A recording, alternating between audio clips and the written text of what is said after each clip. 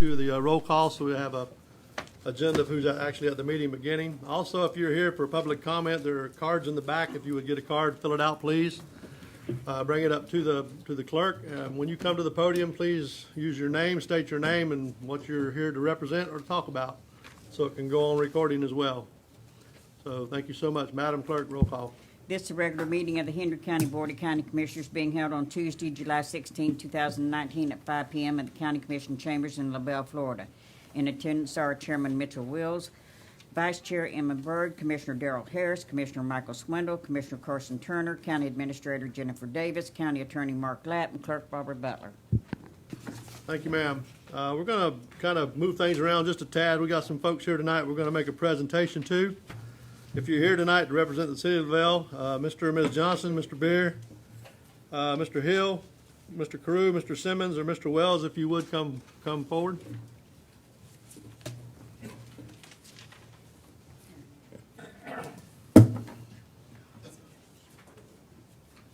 We got good news and bad news. The good news is we got a beautiful plaque, but you don't get to take it with you tonight. Ms. Papanaw said, "Don't let nobody leave with this." So, Ms. Papanaw, I believe you was a part of this too, weren't you? Yes, she was. Uh-huh. What we have here tonight is a plaque. This is Hendry County would like to recognize the following supporters of those generous donations helped to fund the clock tower chimes in the historic Hendry County Courthouse. Those donors were the City of LaBelle, Donald and Patricia Johnson, Brian Beer, Judge Darrell Hill, Mel Carew, Wayne Simmons, and Ken Wells. On behalf of the county and the residents of Hendry County, we'd like to say thank you. And if you would come up, we'd like to get a picture with all of you. And would one of you please hold the plaque out front? Come on in. I took a shower yesterday. Saturday. I had to redo the plat. Better redo that. We'll throw that one away. Guy on the end, I'll forward. Thank you very much. Thank y'all. Thank y'all very much. kind. Appreciate you. Thank you much.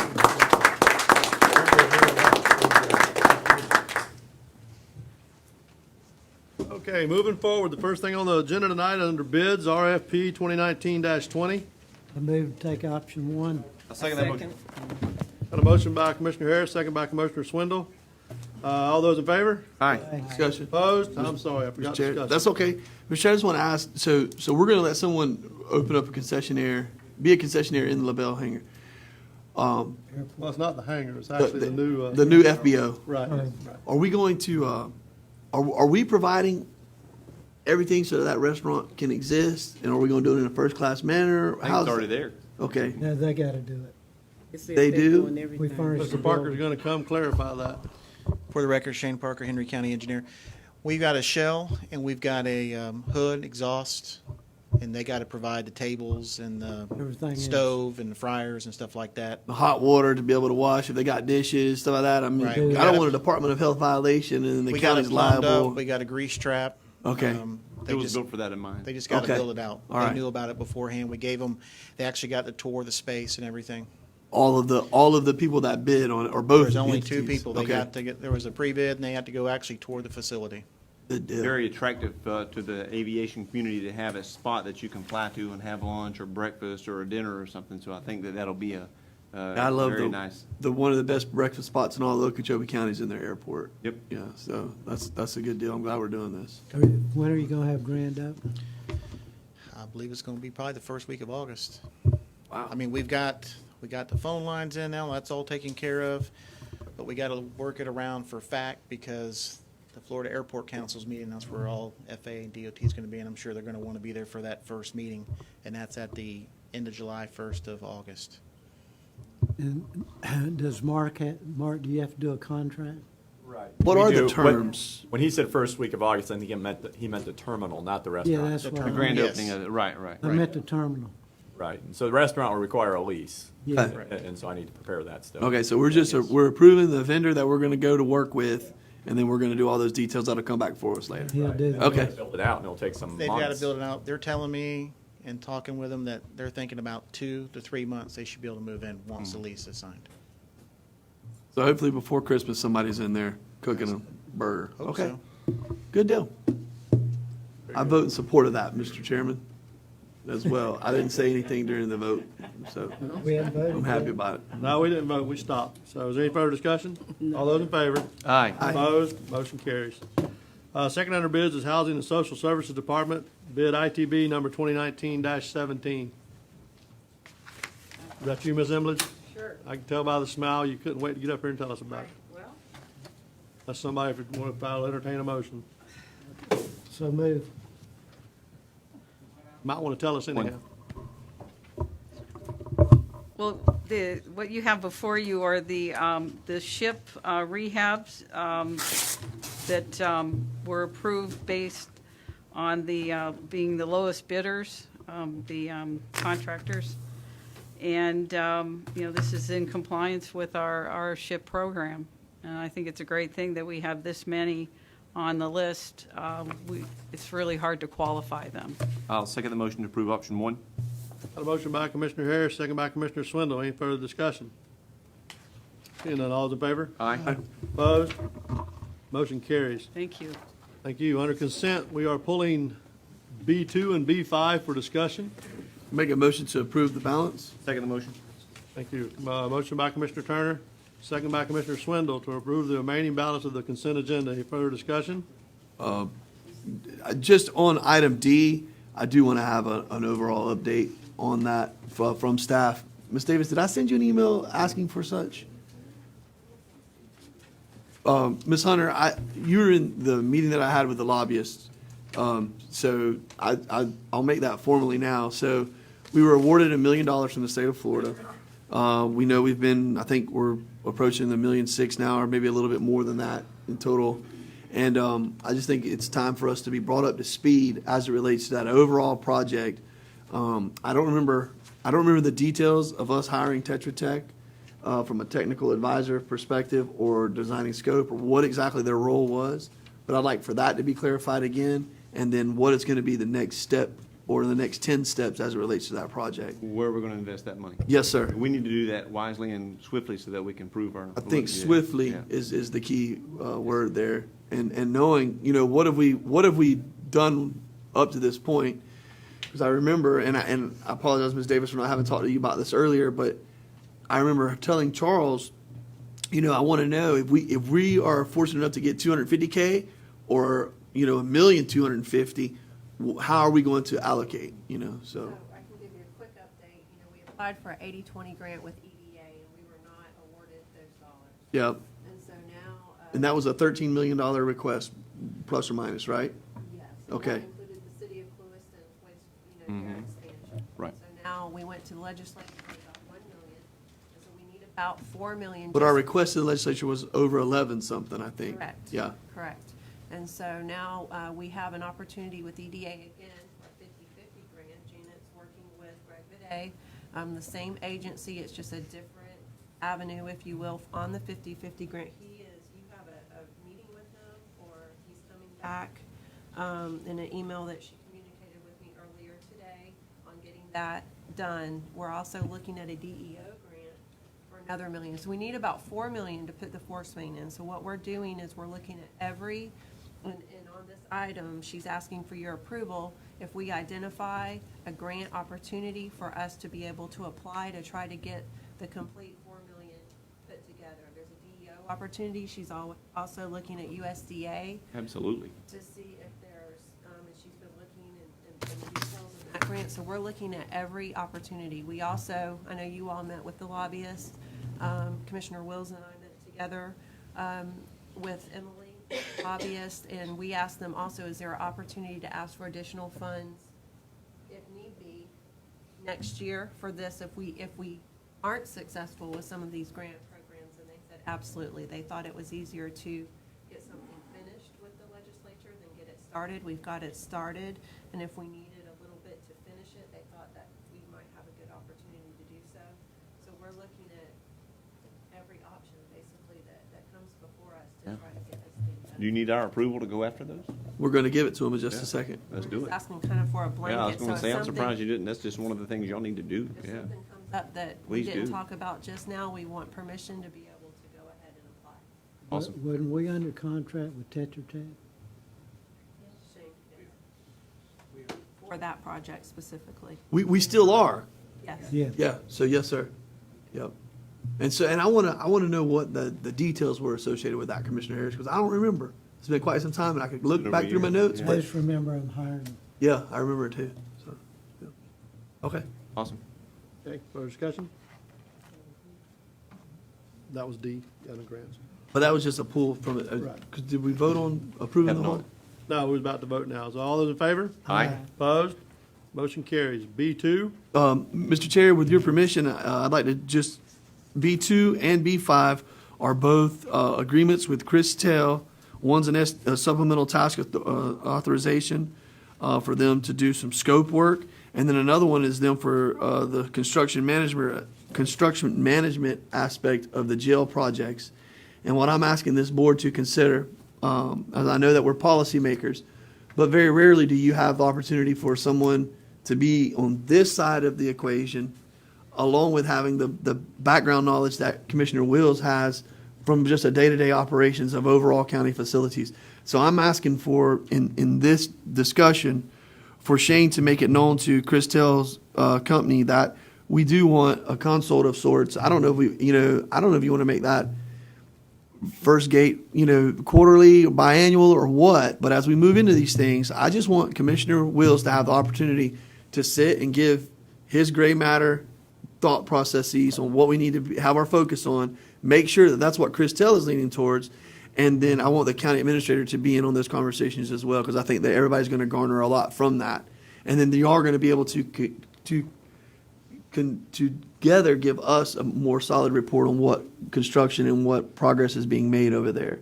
So I know that's a very overarching motion, but Shane, if you need me to clean it up, do you understand the gist of what I'm saying? Okay. And Alan's involved. Yeah, I'm pretty sure Alan will be involved. I mean, we have an incredible resource that's sitting up here with us that knows the ins and outs and where all the dead bodies are and where ointment is versus Band-Aids versus ace bandages and so on and so forth. I want to utilize that. So that's it. I'm good with that. Okay, great. Absolutely. Hey, along those same lines, I'm glad you pulled that one in. I'm sorry if I missed it in the write-up. I didn't see any time frame at all. It outlines a lot of things, but it didn't say for this jail project, we expect it to take I think 6 months. what 9 I gathered months. is they're going to establish that in Okay. what we're doing. In We're that giving them the proposal. green light to start that, Okay. come back to us with a GMP, a guaranteed maximum, and then what they think their scope is going to be. Shane, Okay. clarify that? That's So we correct. There's been determine several all the time. STAs coming back. Yeah, Identify all the projects, prioritize them, bring them back, Yeah. for the price. yeah. And that first STA is just for, let's explore this wall, find out what we got to do behind it, Yeah. and then come up with a good GMP so we can kind of minimize change orders and Yep. stuff is the intent. Awesome. Okay, thank you. Would the roof be first? I don't know, and that's where, I mean, I know all of us have a burn our saddle about it being a flat roof, but I really don't know what you do. You just, I mean, I have a scholarship, but building it and then making sure you have crawl space to make sure your ACs are accessed and they can still breathe and all that stuff, those are major animals, so. I think the biggest thing right now is just get the water stopped from going in the building. Yes, sir. Once we do that, then we can move forward. We'll see what the next step will be, so. yeah. That's, The only thing I'm scared about is, Commissioner Wills, he likes to dilly-dally around. He doesn't really want to tell you what he thinks a lot of times. So I'm sure they'll struggle with where he stands on things. So, but I make a motion, Mr. Chair, to approve B2 and B5. I'll second the motion. A motion by Commissioner Turner, second by Commissioner Swindle. Is there any further discussion? Seeing none, all in favor? Aye. Aye. Opposed? Motion carries. Thank you.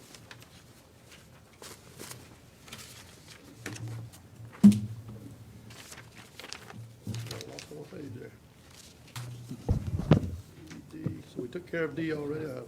Awards and appearances. First thing tonight is the Promise Zone, the Brownsville grant. We have a presentation with that. Mr. Kramer and Mr. Graff. Is that correct? Thank you, gentlemen. Yes, sir. Thank you. Good afternoon. My name is CJ Kammerer. I'm with the Southwest Florida Regional Planning Council. I thank you for having me here today. Last year, the Regional Planning Council received a Brownfield Coalition grant from EPA. We've hired Terracon to be our consultant on that project. And we have our project manager, Scott Graff, here today to give you a presentation. Scott? Thanks, CJ. Scott Graff, Terracon. I'm going to adjust the mic if I could.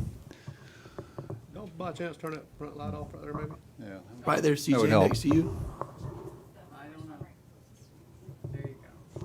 Oh, the other one. Turn that one back on, try the other one. There you go, that's better, that's perfect. Perfect. All right, so as CJ mentioned, I'm with Terracon, and we've been selected by the Southwest Florida Regional Planning Council to administer and administer the grant. We're going to spend a few minutes talking to you about that, and we'll answer some questions if you have any. So the Planning Council was fortunate enough to be awarded a $600,000 EPA-funded grant, Brownfields grant. This is basically double of what they typically award because it is a coalition or a planning council. $300,000 of that goes to hazardous substances and $300,000 to petroleum. Focus for these sites is Hendry, Glades, and the Immokalee area. And the tasks involved in this, brownfield site ID or inventory of sites, Phase 1 and 2 environmental site assessments. In the Phase 1 and 2s, that's really the majority of what this grant is about. Remediation and reuse planning.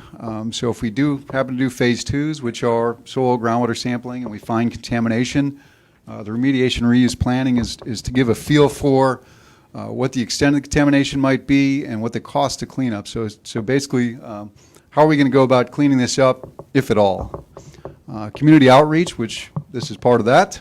Programmatic support, that's reporting to EPA. And just to note that if we do Phase 1 environmental site assessments, we deliver those to the Planning Council, to the EPA, and to the property owner as well. So what's a brownfield? Here's the definition. It's real property, the expansion, redevelopment, or reuse of which may be complicated by the presence or potential presence of a hazardous substance, pollutant, or contaminant. And that's important. These brownfield sites we're talking about, they don't necessarily have to be contaminated. It's just a perception of that. You know, the other important note here is brownfield is really about redevelopment. So we don't want to just come in and assess some properties and never see anything done. Ultimately, this is the catalyst to redevelop these sites and get them back on the tax roll.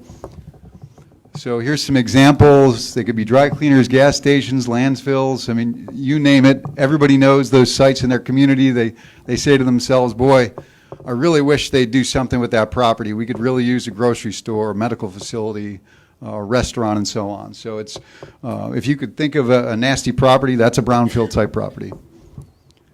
So what are some of the benefits? Again, we talked about a catalyst or jumpstart to revitalization, increasing the property value.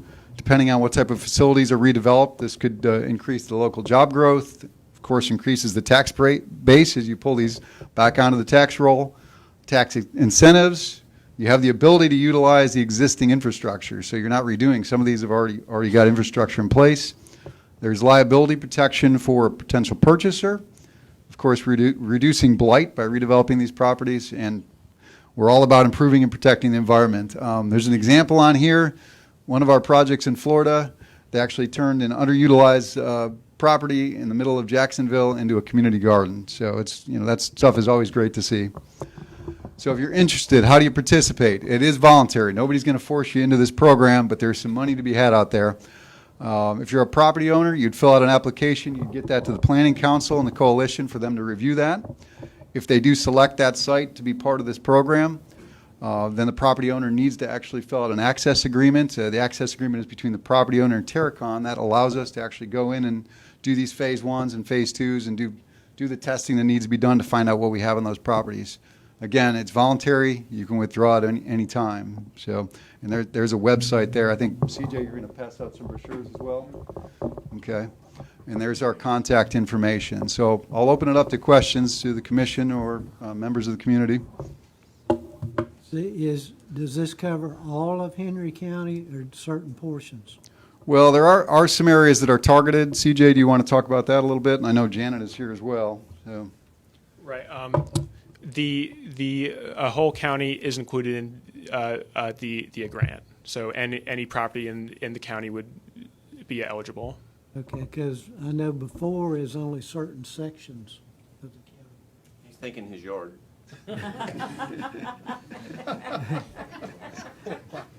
Well, there were properties that were targeted, but again, if you have a property in mind, that could be submitted and approved. Okay. Mr. Chair, Yes, sir. what's the time frame associated with the $600K? It's a 3-year grant. Oh, yeah. So there is a time frame, and we need to spend that money as well. So And then private versus public lands, it doesn't matter? Well, not necessarily. So there are some restrictions when it comes to the phase twos we do. The owner of that property can't be responsible for contamination. So any of the work Sometimes that's, they might want to let a sleeping dog lie. well, that could be, yeah. Yeah, okay. Have you implemented this in Glades, Hendry, or Immokalee prior to right now? Correct, yeah. Have you? We have already started. Okay. The projects we've done so far have all been in the Moorhaven area of Glades County. Okay, okay. But we do have some others. In fact, I guess we've got one in Hendry possibly coming up, so. Could we're you, starting to could you see shoot us just an overall report of how those turned out and how well it went and what those properties are? I would assume that would be public information, or no? Well, it is public information, of course. Okay. It's a federally funded grant, so Yeah. everything is sent to you. I would probably leave it up to CJ as Okay. far as how he wants to communicate that. Yes, I'll reach out to our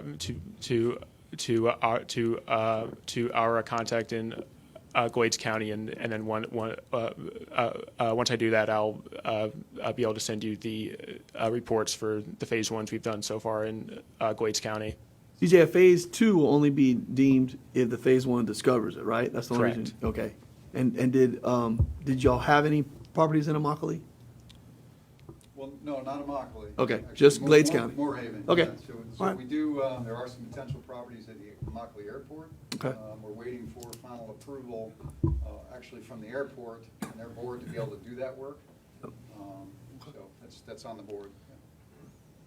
Do y'all think that we ought to do an all-call? I mean, I don't know how we would go about pushing this out the door, so to speak. I mean, it's not we have a mass media market or anything, but I don't know how you and Emily want to work that out.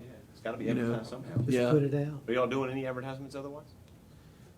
This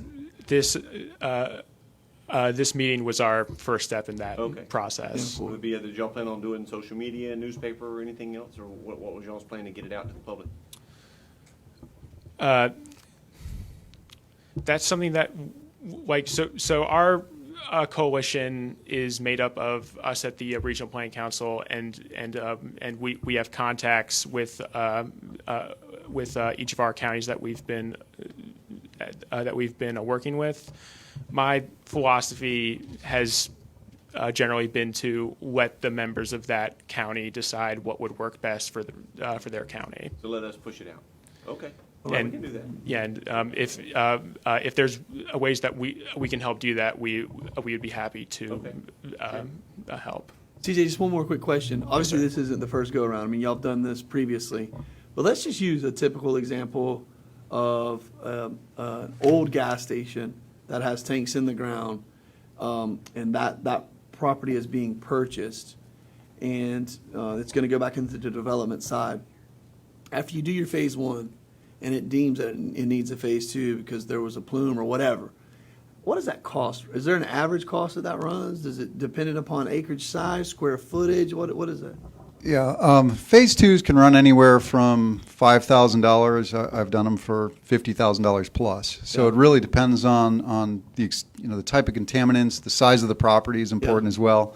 So gas stations, typically less than $20,000 to do a phase two for a gas phase station. one is Phase ones, these have typically been scoped out at $3,500 each. okay.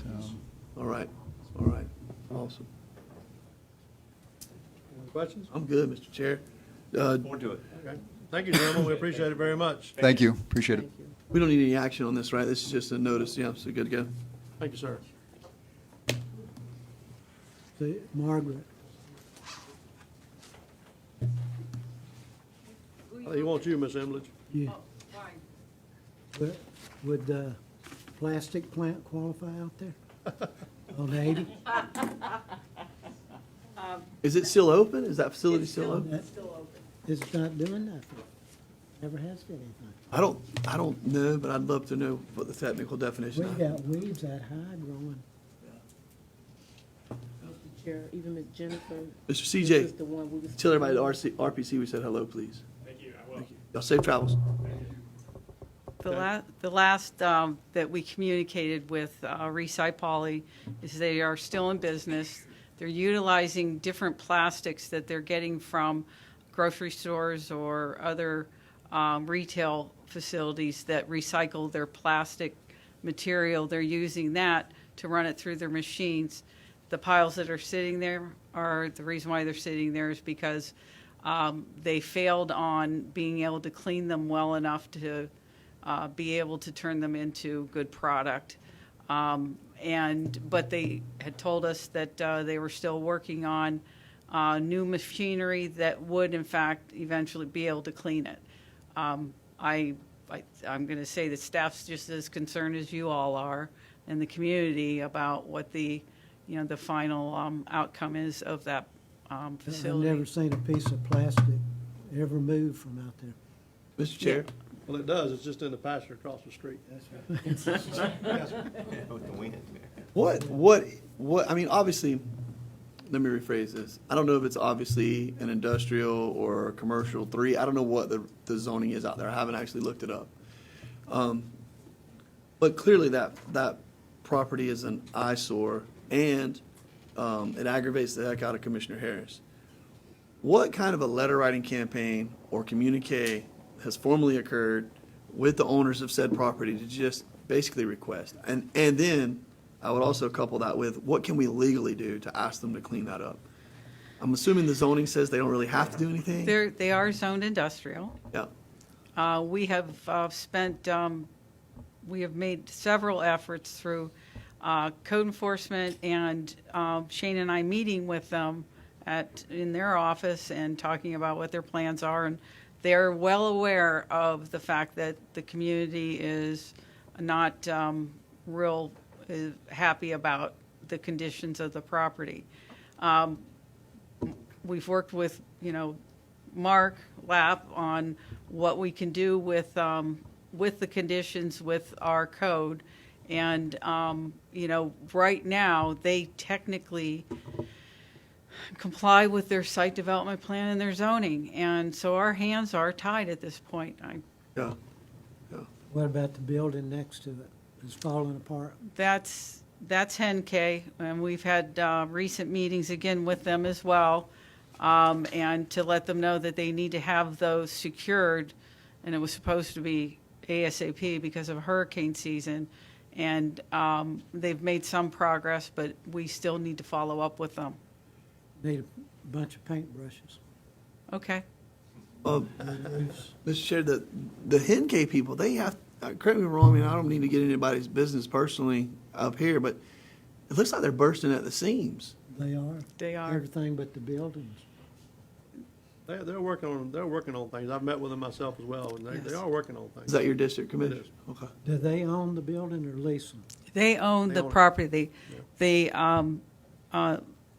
The Berries sold it to a New York investment It was an equity company, fund, and Henke bought it from them. Henke had apparently been looking around the mid part of the state, south part of the state, for a site for them to really produce their product, and they weren't making any headway, and eventually they decided to buy this property and so that they can expand the facilities there eventually. And anecdotally, as you may know, that they have the contract with the I-4 improvements that are going on, and they anticipate that the piles of the stacks of the concrete units that are out there are primarily intended for that project. So they will have some turnover, but it doesn't seem like it's fast enough. Well, it's mostly the building looks so bad. Oh, I agree. And that's something we have to continue to follow up with them on. And they're a little reluctant because they didn't do their due diligence before they purchased it to know what the problems were that existed when they purchased the property. So They, like several people that have come before us before, have bought things that had never been done, never been fixed, and all of a sudden there's a huge pile of things that had to be corrected, had to be, completely redone. And trying to start the business and having employees as well, it's been kind of we have, Ms. Margaret's been working with them, we've been kind of working along with them to keep them in business and keep them going forward. So we haven't just walked out and said, hey, shut down or do this. It's been an ideal. We're trying to work with them in and like she said, they are a little hesitant in some areas, but we're still trying to work with them. We have a company that came in, purchased an eyesore. They've made it productive. They have employees that live here, so we're just trying to work with them. The one next door is a different animal. That's kind of where we are with that. Proactive, proactive, proactive. Thank you. On the next appearance, we have State Road 80 Corridor Development Plan. That's you, Ms. Emlich. Yes. Commissioners, we have, staff and the Florida Department of Transportation have been working for past year or so on an assessment, and at this point now, we have recommendations on alternatives of how to improve the State Road 80 corridor, specifically in the segment from Lee County line to West Cowboy Way. FDOT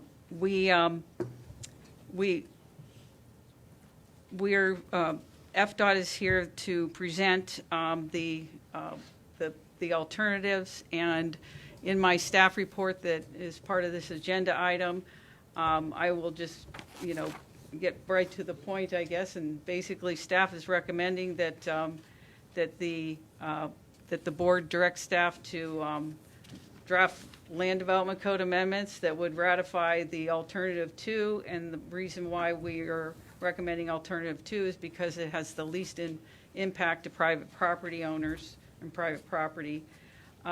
This will require us to present a resolution to you in the future, depending on what your recommendation or direction that you give tonight. And then from there, there's a couple of next steps after that, and I think we'll go through that after the presentation. Tonight with us is from FDOT is Deborah Chesna, and we have part of the team is J.P. Wiesner, who will provide the presentation, and we also have Jeremy Ashlock, and of course our beloved Shane Parker is part of the team as well. And so at this point, I'm sorry. They're pointing at you too, Ms. Emlich. So I'm going to turn it over to them for the presentation, and I'll probably butt in now and again. Good evening, Mr. Chair and Commissioners. evening. Thank you very much for having us here. We're excited because this is the outcome of the study that we've been working on for a little while now. It is, as you'll see in the presentation, FDOT's new approach to the way we look at the roadways. It involves our planning studio. Secretary Nandum is big on the link between land use and transportation. This is the Hendry County's vision for this corridor. So we're looking forward to obtaining your input and next steps. See if I can adjust this a little bit. If you can hear me all right. My name's J.P. Wiesner. On behalf of FDOT, we're presenting to you this presentation that we gave at a public meeting a few weeks ago. And to kind of set the table for the background of this project, of course, State Road 80 is a major east-west transportation corridor that plays a pretty big role in Hendry County for economic development. And through some of your past studies, like the Pathways Plan and Corridors Plan, the sense of place has been sort of established. At the same time, statewide, FDOT has been shifting towards a goal of creating more complete streets that incorporate context sensitivity. And so there's sort of a natural overlap of those two on this state road facility. And so this is a partnership between FDOT and Hendry County. On the complete streets policy, sort of the statewide piece is to look at all the design of streets, all state roads, while maintaining safety and mobility, also serving the traffic and transportation needs and the transportation systems as it relates to all ages and abilities. Additionally, recognizing that complete streets are context sensitive and require a system of transportation design that considers the local land development patterns as they change for a given roadway. Fundamentally, it's about linking land use and transportation decisions and investments. It's about putting the right street in the right place. And why did the department get to this place? Over the last several years, we've seen Florida's role in fatalities and pedestrian and vehicle-related issues go up. And we've seen that in 2012, a lot of moving towards a zero death, vision zero. I had the wrong slide up. Over the last couple of years, America's Smart Growth, America Dangerous by Design, has shown Florida's, I think actually the top seven of the top 10 of metropolitan areas rank as the deadliest for pedestrians. And within District 1, 3 of those. And you can see within Hendry County, 17% of people are killed in vehicular crashes are bicycles or pedestrians. And that's roughly 1 a month that's injured, and 1 every 6 months that's a fatality. So we recognize that our streets are not quite aligned with how we're using them and how development is happening. And we want to realign those things. And we can't do it alone. We need to collaborate. So when we look to collaborate, we look at what is the vision of the place and what is the vision, how is that area going to change over time? Who are those major users going to be? And what is the desired role of that roadway or facility? And with that, we sort of set up a system of context classifications. In a rural or a rural town, you have a different amount of vehicles moving through it, different kinds of freight vehicles, different kinds of transit, different kinds of cyclists, and different kinds of pedestrians.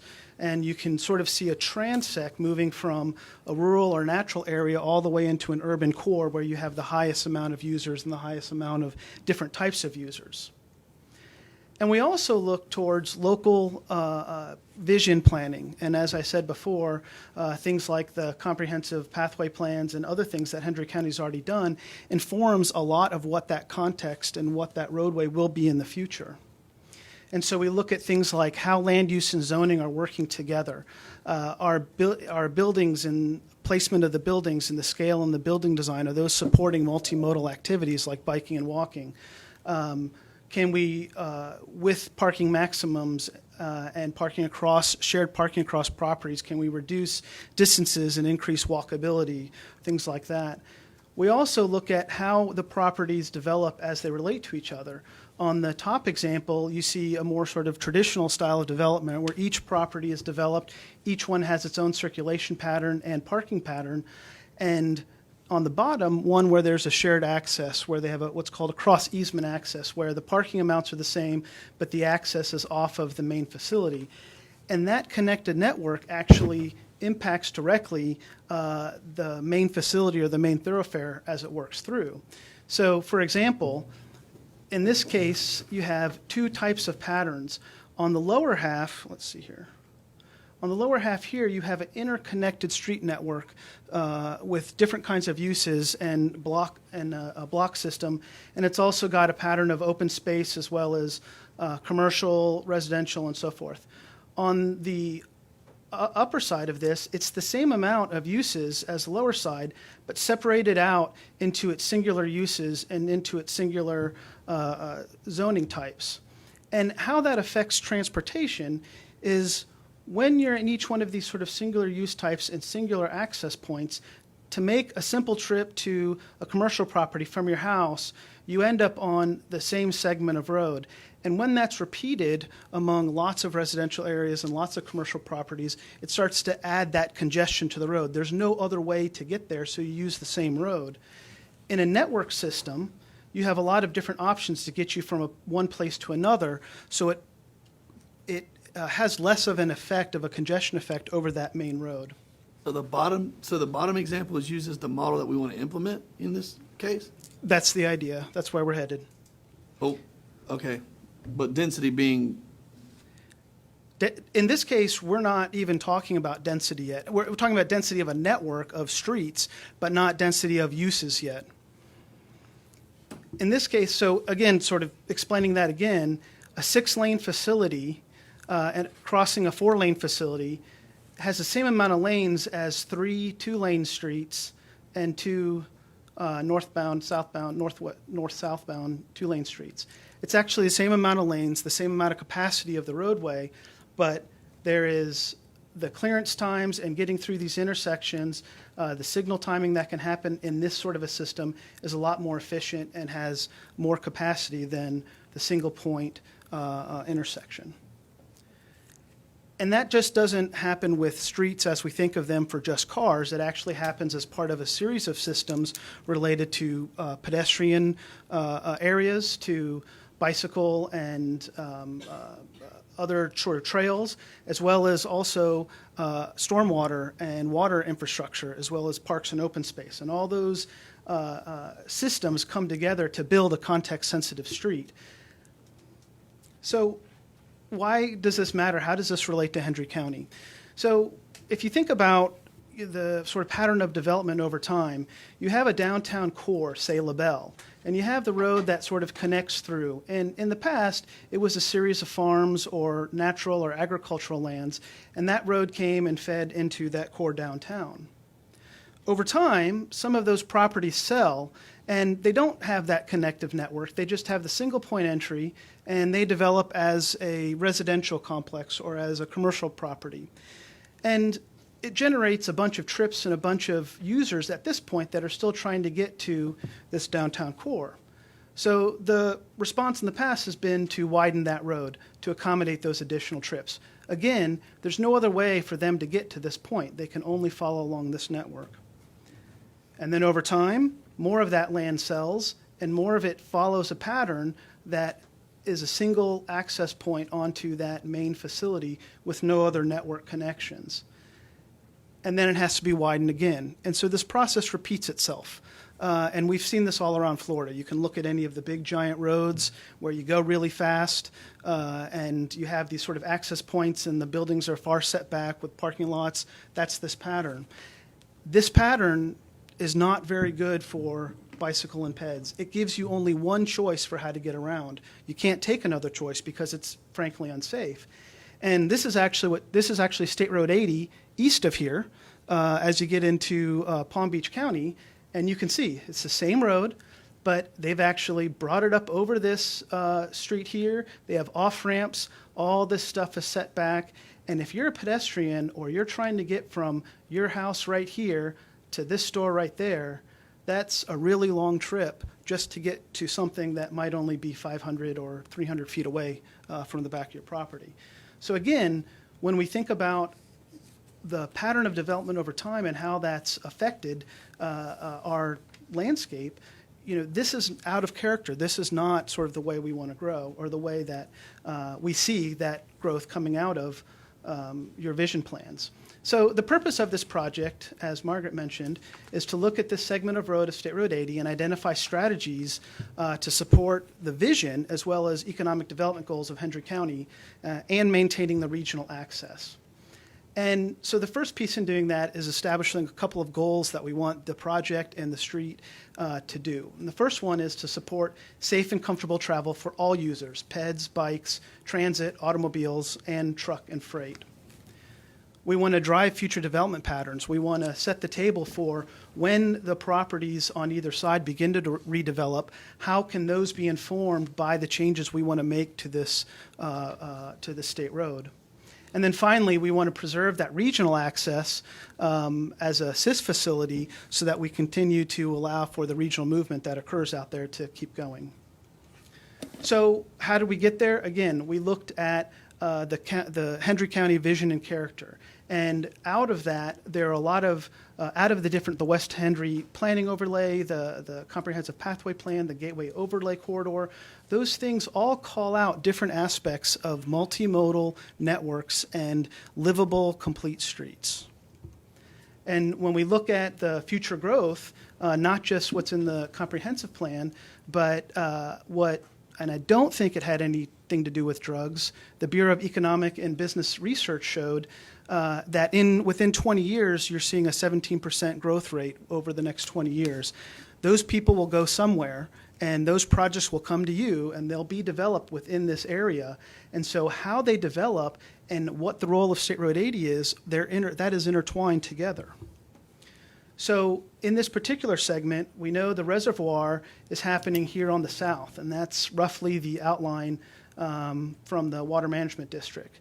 And so we see that for some segments, there are small lots that have frequent driveways accessing State Road 80.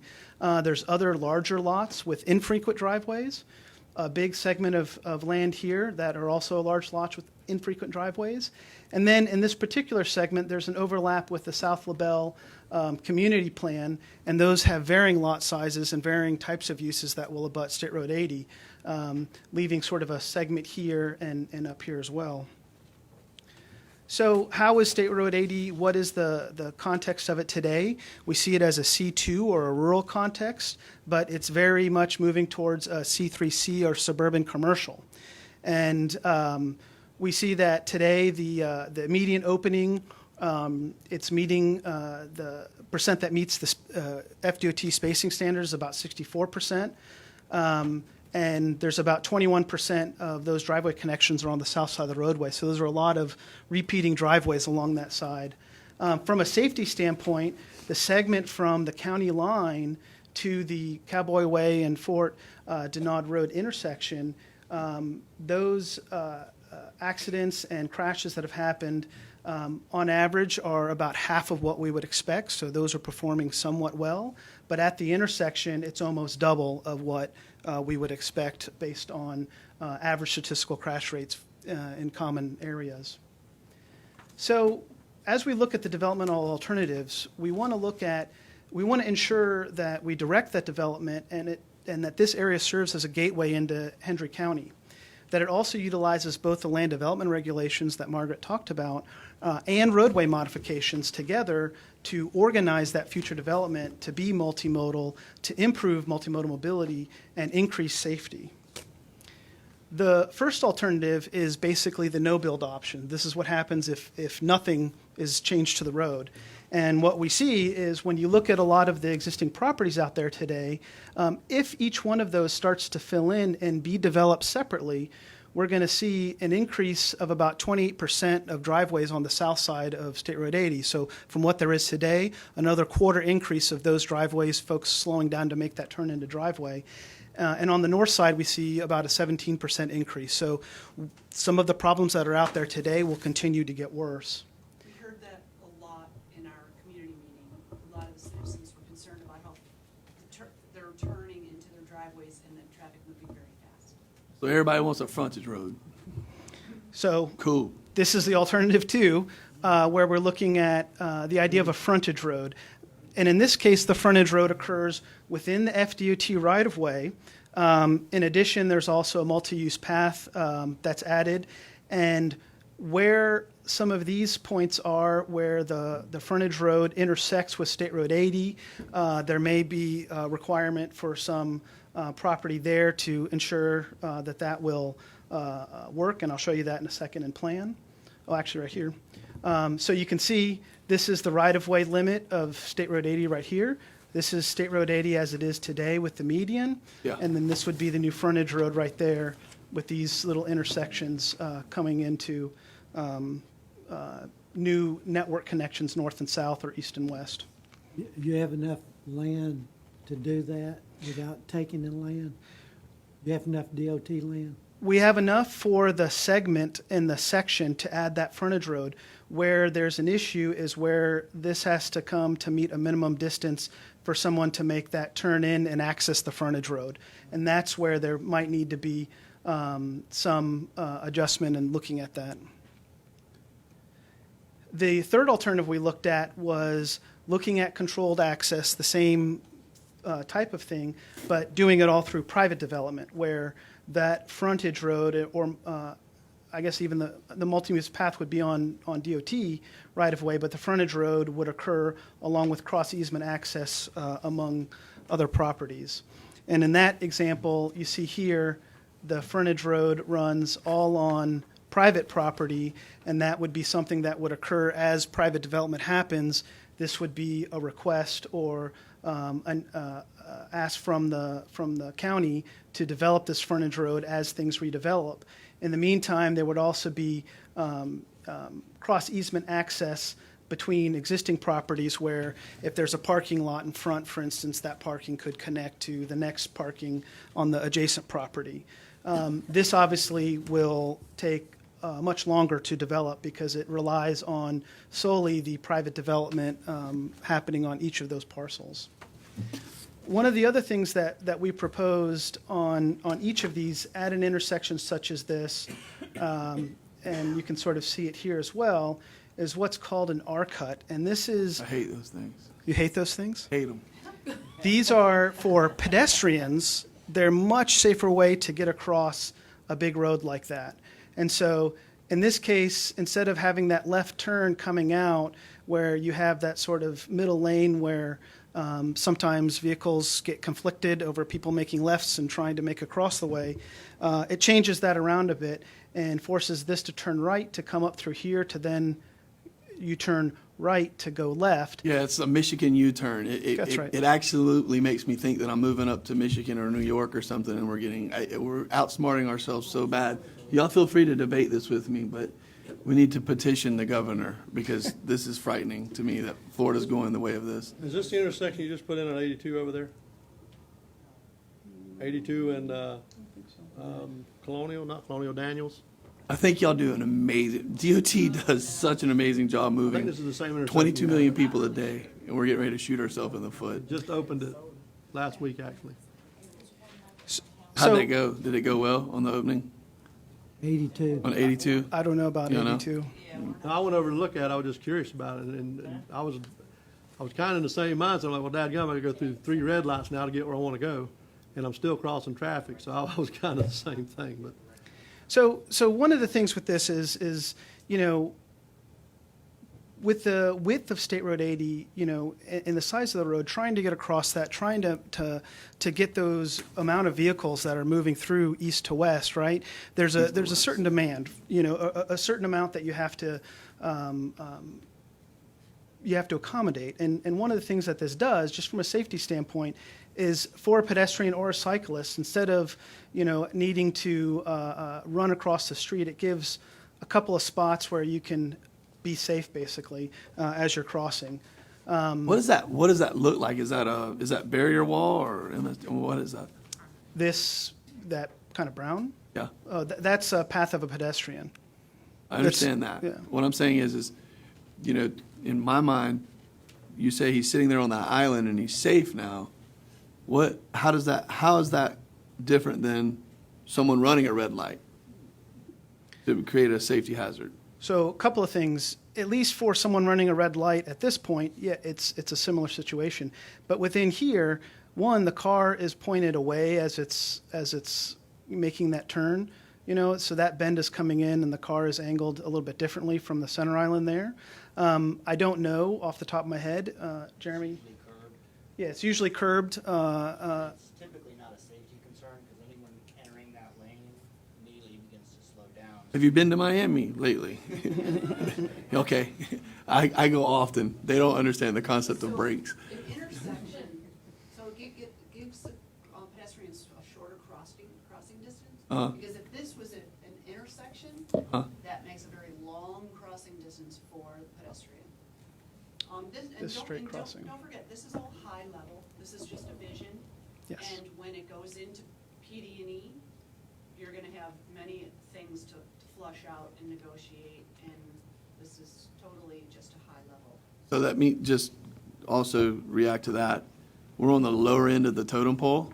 So what happens is in that high level discussion, AKA Lee, Collier, or other population densities within District 1, they implement.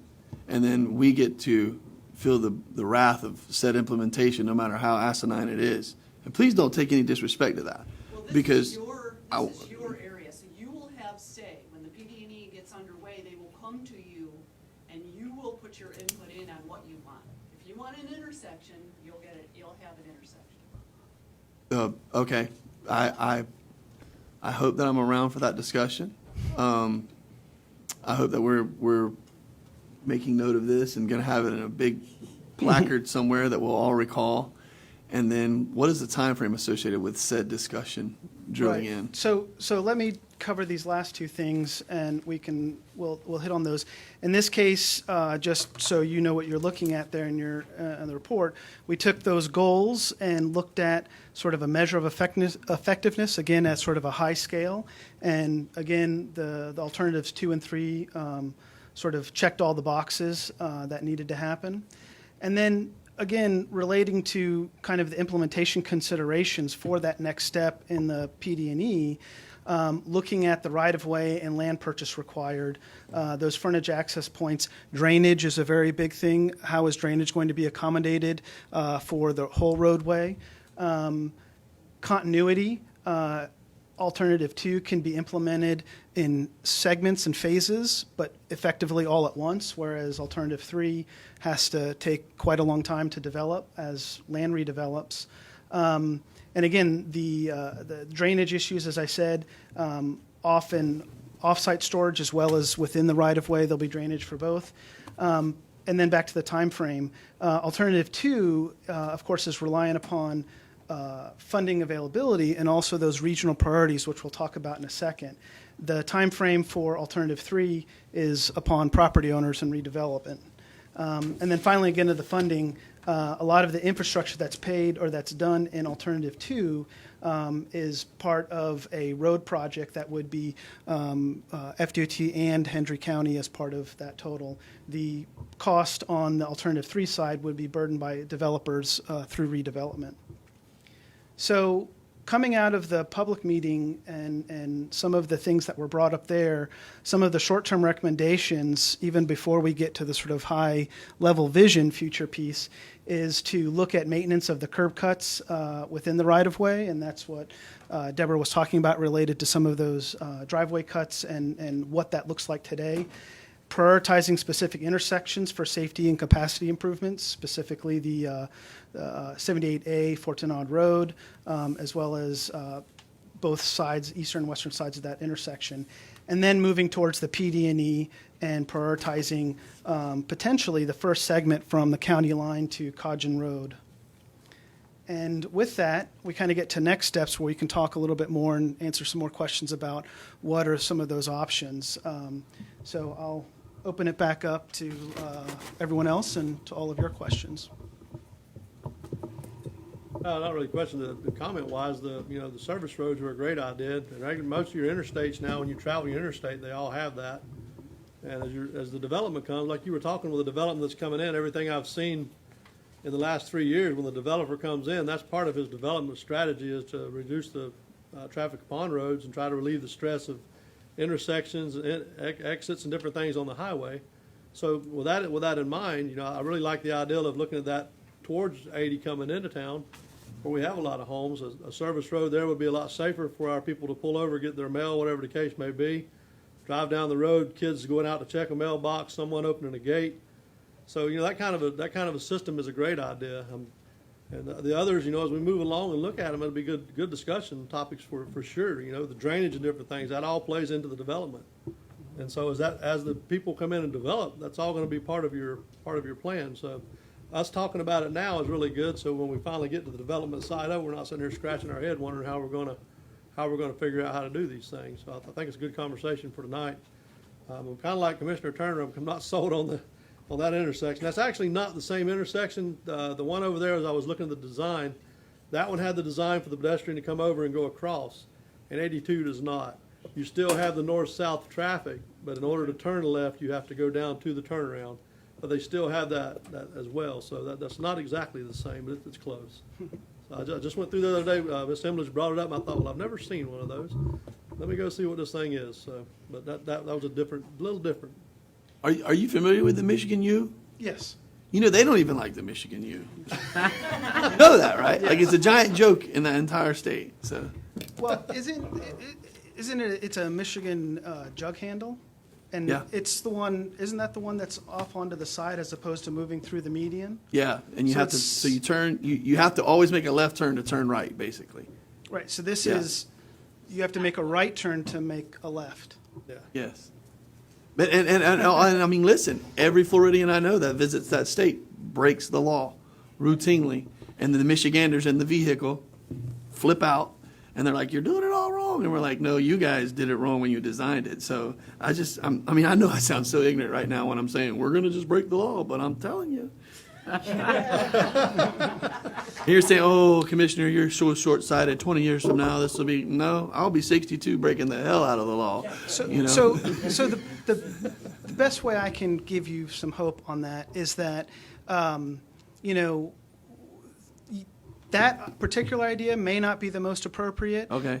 But the thing is whenever we look at some sort of an alternative intersection or some sort of way of looking at improving safety, Yep. you know, something that's safer for bikes and peds, things like that, there's always a little bit of learning time, right? Yes. So one thing that no one in Florida wanted 15 years ago were roundabouts.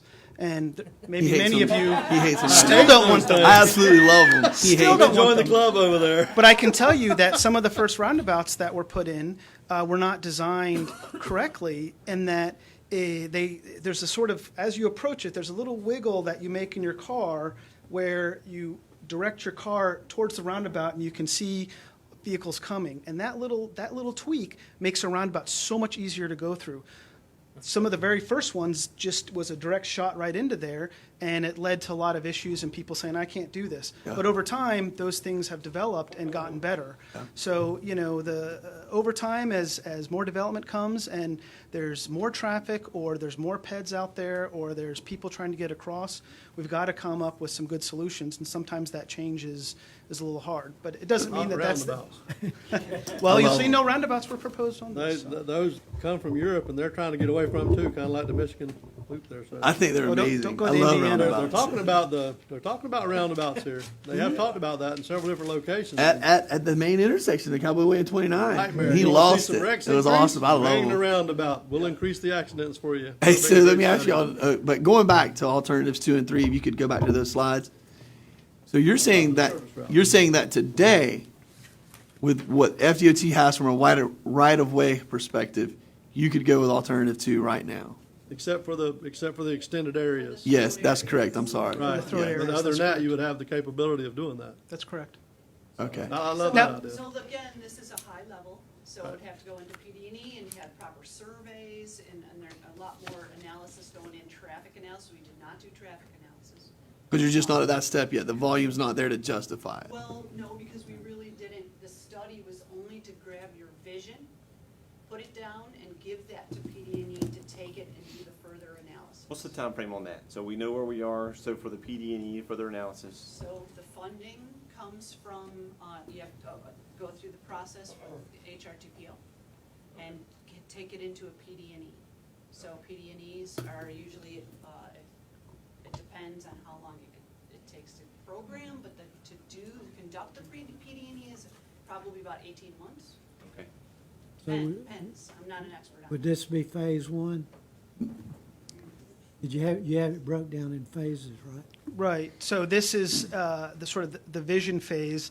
The next phase moves to what's sort of planning and environmental design, and that's Well, if I could also clarify something, so I'm understanding you correctly, Commissioner Harris. I don't necessarily think that. Are you pointing to that picture specifically, saying is that phase 1 or this Well, process? The process. And because when we was out there, y'all talked about phases. And we talked about where there's 30-something mailboxes from the EOC down to Exactly. Yeah. River Bend, that area. Right. And to me, that should be phase 1. It's the worst part. yes, sir. We Oh, I see what he's saying. That's right. Right. Yeah. That Here area's going to grow the quickest too.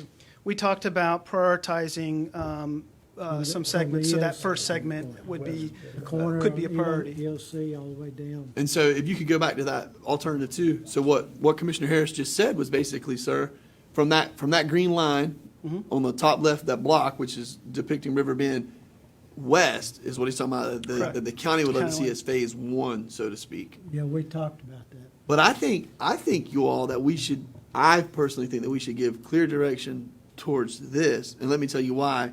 Alternative 2 versus alternative 3, if you could go to it, That was with a private. is because alternative 3 is going to be dependent upon the private investors making that cost come out of their pocket, so to speak. And I know how that has been received. That'll be down the road. Well, no, sir. I think what, correct me if I'm wrong. What I'm understanding is that we're going to kind of give direction to FDOT to go down this path, which means Henry County is going to have to put language into its documentation that says to said developer that's wanting to create whatever it is that's going to occur, Margaret, in the future, get ready to come out of pocket and do these things from an impact standpoint. Is that a fair statement? Yes. Versus going back to alternative two. Alternative two is Henry County, FDOT, we got X feet of right-of-way. We know we're going to have a ton more driveways, but they're going to be accessing a service road. Right. And you guys are good with the infrastructure. We need some drainage improvements. We need some other things, but you're kind of wanting direction on that right now versus? I'd like to clarify Please. a few more things. Okay. Okay, so I prefer not to call it a service road because The it's outer more road? like network. Yes, ma'am. Because you're What do you gonna want it called? Tell me what you want to call it. You're gonna want to. Please, for the love of God, just tell me what you want to call it. when Network you're- road? when the developer comes A street. A street, okay. in- Yes. a street. All right, okay. When the developer comes in, you're gonna wanna add more streets that connect to that frontage. Ma'am, can you come up a little bit Gotcha. closer? I'm having trouble getting you on the recorder. So that everyone can access that, Sir. and it's a utilized street that is going to be able to keep the local traffic off of the 80 corridor. Correct. And they're going to be able to service everything that they need from a community perspective. Correct. You're gonna Gotcha. take the pressure off of State Road 80 by Yes, ma'am. creating a network Okay. on either side of State Road 80. And what you view as a service road is just a small outlying road that really services one little aspect of something, and that's Yes. it. So get away from that jargon. Right. Gotcha. And you're also going to want to put language in your comp plan and LDC that makes sure that that happens when the Yes. developer comes in. And that is one of Secretary Nandum's charges is he's big on network. Yeah. He's big on the land development patterns so that it isn't putting all the pressure on our state arterials. He's been, because then we have to figure out what to do with the right of way. So this is definitely a public-private partnership. Yes. Taxpayers cannot. This is going to be a very big project, so they're not going to be able to fund it all. So we really have to be strategic in the way we go about this. Yes. But you're right. FDOT is willing to use a lot of their right of way under the right negotiations. Let me just add one other thing. You may think this is a wee bit trivial.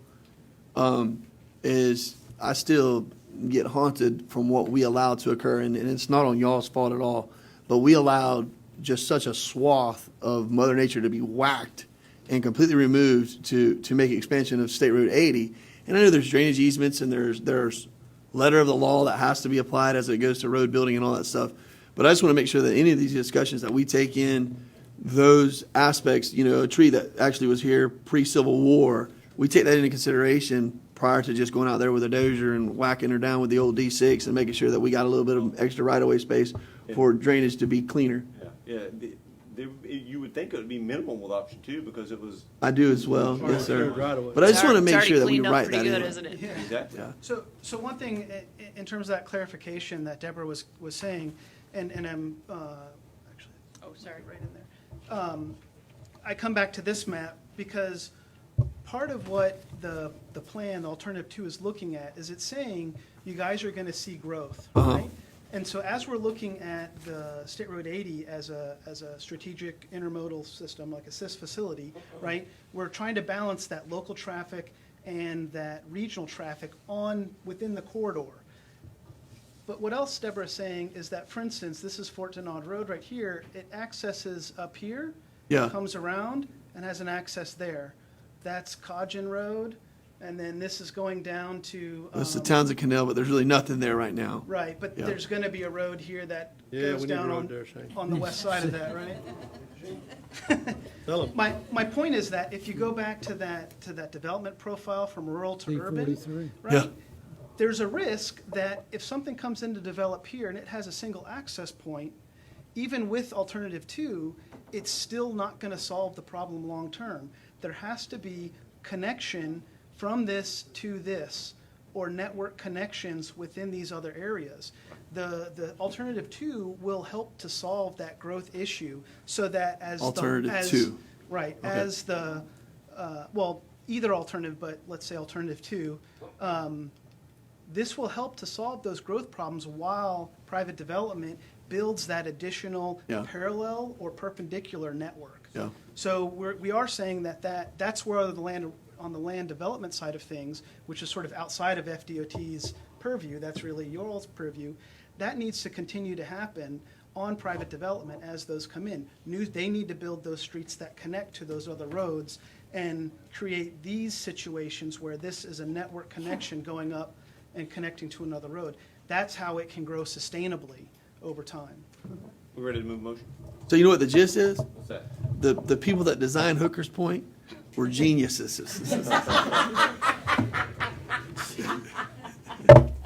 Because you got Hooker's Point Road, you got Davidson Road, you got Insects Houses, easy access to 835, easy access to 27. Money, baby. Thank you, everyone. Ms. Deborah, one other thing too, if I could, just one thing I want to beat y'all up on. Y'all got to quit saying you have to celebrate your numbers. I hate statistics. How many people do y'all move a day? Y'all know what the numbers. It's astronomical what FDOT does. It's absolutely absurd.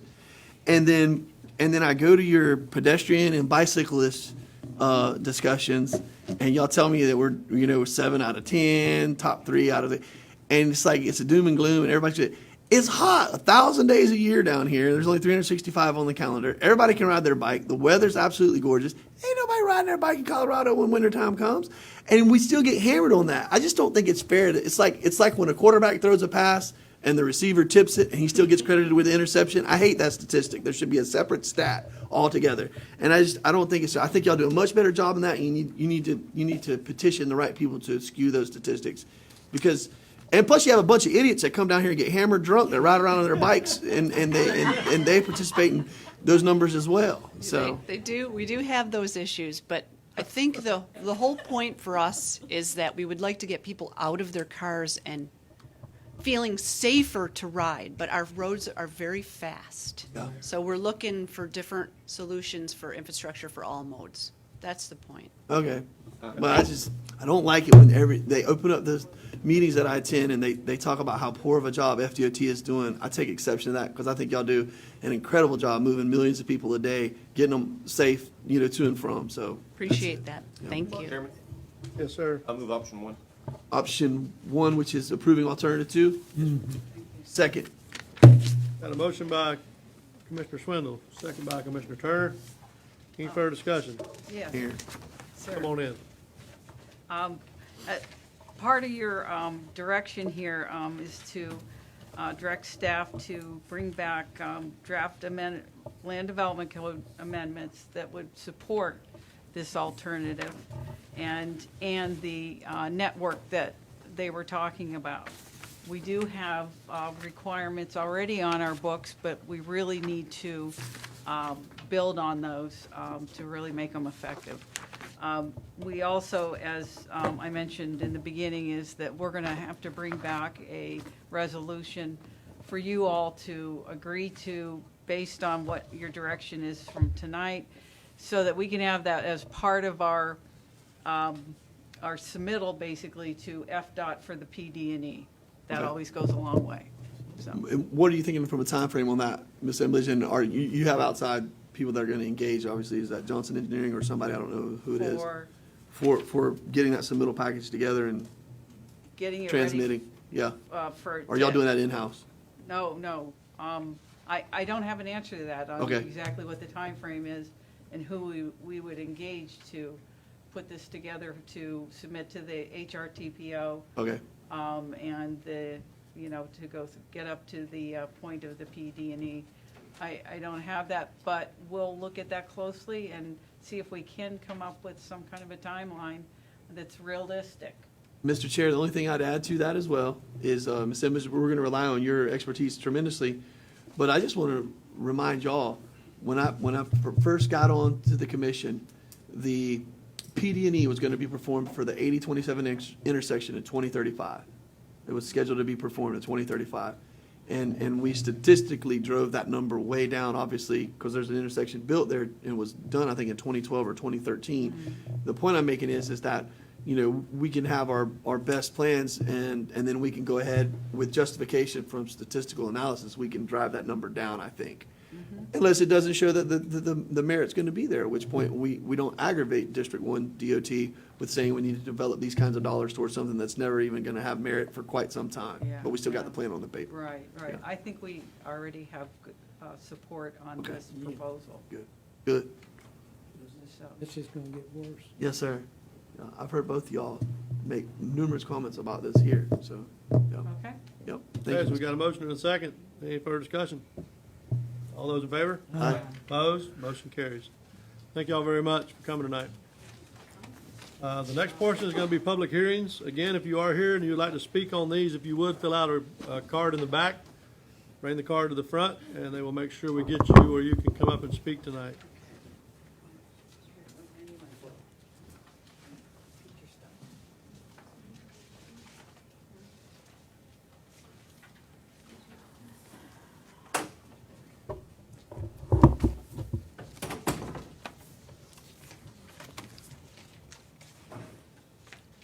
Are you ready for the next? Yes, ma'am, we're ready. Okay.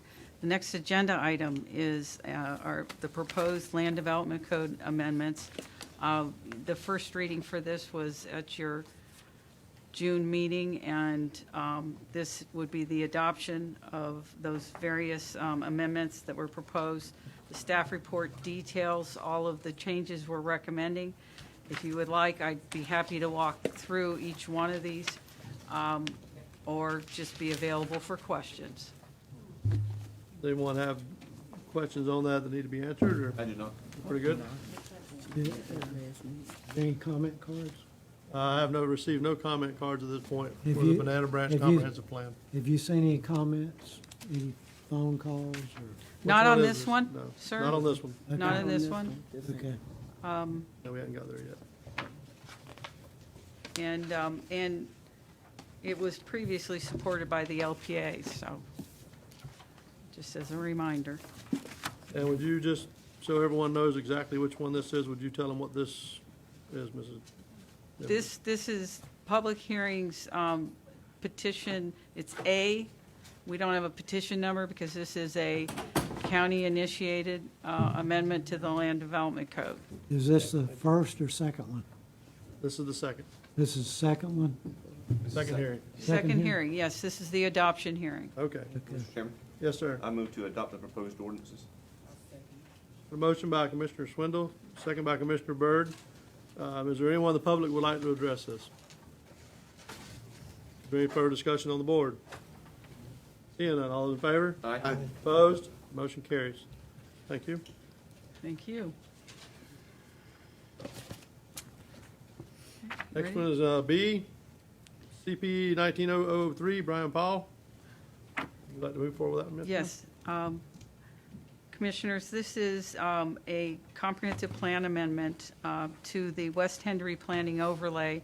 It's a text amendment, and it's specifically for the property that's described and is shown on the location map. Mr. Chair, does anybody have any questions? And what I also wanted to highlight is that we have received phone calls on this project. And I have to, I was asked specifically by Mr. Ben Moore that he called and he wants it to be on the record that he opposes this comp plan amendment. And at this point, staff is recommending that the board transmit to the state for review. It'll come back and there'll be an adoption hearing. And just as a reminder, the LPA did recommend that the board transmit this also. And there were no comments at the LPA meeting. Nothing yet, so, do we have a motion on this? I'll make a motion that we transmit petition CPA 19-0003 to the state. Okay, we got a motion by Commissioner Harris, a second by Commissioner Byrd. This is also a public hearing. Would anyone of the public like to address this? Do you have any cards? I have no cards. If you would like to address us, I need you to fill out a card and come forward. You'll need to come to the podium, state your name.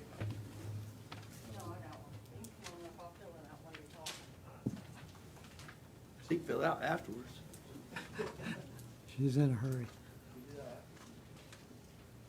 Yeah, just come on up, sir. We'll get that when you're done. I think everybody knows who you are, so come on up here. Just say it in the microphone so everybody knows for sure. You want me to introduce myself as well? Raymond Catala, Sarah Catala. One of the concerns I have about this development, as we know on Murray Road right now, there's a drainage problem. We live there on the back of the Brian Paul property on the north end. There's only one 24-inch pipe for all the residents, the Currys and all of us, that filters through to the Banana Branch and out to the river. And we need to take in consideration on that top corner there that when I have no problem with what they want to do. I'm just concerned with them blocking off that the drainage is there, because there's times after a big storm or something that the Paul Grove now will put riser boards in that thing, and if you don't catch it or go pull them yourself, then you back up, you stay flooded for weeks. And you got one 24-inch pipe serving about, through the natural sheet flow over there, about 100 or 200 acres for it to come off, and it does take time. So if they do want to approve this, I have no problem with the project. I just think they need to be in consideration of the other residents on the east side and the north side of that, 'cause that water does go that way, so we can get it out of there to make some kind of system in the design. Margaret. Wouldn't sir. wouldn't all this come about when it comes back from the state, or whenever they get ready to develop it? Yeah, drainage will be addressed partially through recommendations in the rezoning, but also specifically with the South Florida Water Management permitting for that. But for this comp plan amendment, we can't condition it, but it's definitely a comment that we will consider in our future reviews of the applications. Right. May I make a comment? Good evening, Sarah Catala. I live at 2050 Murray Road. I'd like to specifically speak to the comment about South Florida Water Management addressing the drainage issue. According to Phil Flood, I spoke with him Monday, they will only address the ERP permit. The comprehensive flooding or drainage issue that affects this area, they will not. So then, what about that, Margaret? Mr. Chair, too, if I could, after Mr. Embledge or Ms. Catala says one thing, too. Well, just one other point. What I was told is that typically is the jurisdiction of the local government. Again, I think that's something, as Ms. Emlich says, once it comes back to that point, as we had discussed, they're going to be addressing the drainage in different portions of that area. Actually, after this process is done, you're probably going to have better drainage, way better than you have now, or anything you would have right now, for sure. So I'm not even going to comment then, because, you pretty much nailed it on the head. Yeah, where you're at now is just a field, but to be too much of an infomercial Yeah. for the Paul family, but what Right. they're going to do is going to be first rate, first Right. class. And I do feel also staff is competent to a standpoint of they're going to take those needs and the concerns that you've raised, Mr. Catala, in consideration for all of the people in that Adjacent vicinity. landowners, Well, that's where I'm kind of at right now. I was just thinking, okay, development's coming. We ain't gonna dodge it. Yeah. Let's just go at it with some kind of thing with the existing people and with the incoming people that we can all figure it out. Hey, we know these are the adjacent or the recent problems that we can try as time goes by to improve them in some type of manner it's good for everybody. And I think you kind of heard that tonight with our discussions with DOT as well. It's going to Yeah. be everything's going to have improvement when we get the growth. So Well, the road is a cool thing, and it's going to change. We all know that. And we know, especially in that corridor like where me and Sarah live, that we know all that property that's leased to a cattle guy running some cattle over there. On two sides of us, we're at the end of the road. That at one time before the downfall of the economy, they were approved to put, like 200 and something houses in the near, in the future. We know it's coming, so all that's going to have to filter out to whoever comes first. We just all going to have to work together to make sure that these needs are met for everybody. I agree with Commissioner Turner and the board. This shouldn't all fall on the shoulders of the Brian Paul family. So, you know, a suggestion that I had, and Raymond and I did talk with Commissioner Wills, was that the county consider for this sub-area of Hendry County a stormwater management master plan. And that would give the county the ability to do analysis and maybe work with the DEP and South Florida Water Management to really look at the existing conditions, but you can also look at what's the proposed development, what's the proposed future conditions in this area. Because keep in mind, you also have the Caloosahatchee, and at some point, you're going to have TMDLs to have to adhere to. So I think that this is probably the best time to think about going forward with some type of master plan or a study for this particular area. Okay, thank you, Ms. Catala. Is there anyone else in the public who would like to speak to this matter? Any further discussion on the board? Did we get a motion?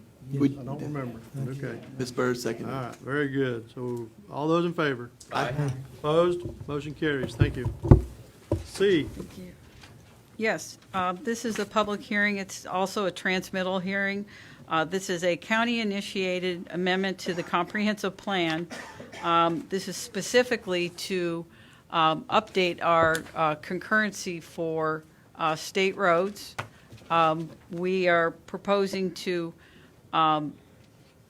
change the level of service from B to C on all the state roads, with the exception of State Road 82, where we're proposing to change the level of service from B to D to be consistent with the adjacent Lee County and Collier County level of service Mr. that they Chair, have. I make a motion to approve option 1 on CPA 19-002 with the expedited state review amendment process section. okay, we got a motion by Commissioner Turner, a second by Commissioner Byrd. This is also a hearing of the public. Is anyone in the public would like to address this? Seeing none, any further discussion on the board? No, sir. All those in favor? Aye. Opposed? Motion carries. D, D, yes. This is the Residential Design Standards Land Development Code Amendment. You know, as you recall, we've had a number of presentations to the board. We've met with and a number of times with contractors, the real estate agents, and this was presented at the LPA last week. I did forward you a brief report on their comments, and they did have comments that I would like to go through if you would like, I can go through the proposed language, and we also have a presentation that we could walk you through, or I could just give you a quick overview of what we are proposing. Is the it's the design standards that you all agreed to forward at the last meeting. Based on the comments that either you provided, together or separately or subsequent to that meeting. So I think it's important that I quickly walk through what we're proposing here so that that you're fully aware of what's here if you haven't had a chance to really digest what is in the agenda book. So these standards would only apply to the zoning districts RG1, RG2, RG3, and the rural residential Wheeler Estates zoning districts. And to that end, for Wheeler Estates, we had a meeting with the Wheeler Estates community this past Thursday to, as part of that meeting, we presented this proposal to them, and they too had comments on that, and I will highlight that as I get to the various recommendations here for the design standards. We first are talking about the roof line. For gable roof, hip roofs, you'd have a minimum nominal 412 pitch. The overhangs would have a minimum of 10 inches. Gable roofs would be able to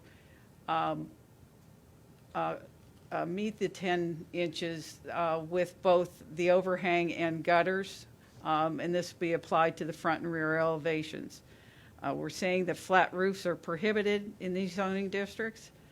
And then we have the siding that we've proposed. We haven't made any changes to that. I can go through the listing of it, or if you have questions, we can talk about that. The next item is the decorative window trim or shutters. This particular item was something that the LPA did not agree with and recommended that this not be furthered with this recommendation.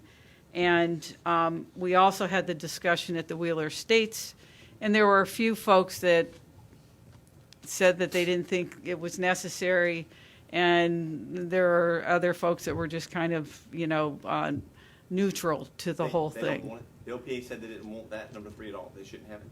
Correct. Why is that? Well, do you want to?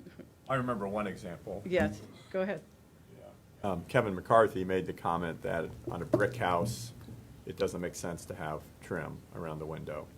But he said he had a brick house, and he said that makes no sense to have it on that kind of house. That was his around the comment. stucco was what they was talking about the other night. A stucco home, they stucco to the edge, they square in, they square off, so the same Right. thing. So the basic idea is a brick home, same thing. Yes. And And we're not doing the score system where you didn't have to do all of them, but you had to do. we have that coming up. Oh, okay, so. But this was one that we were recommending.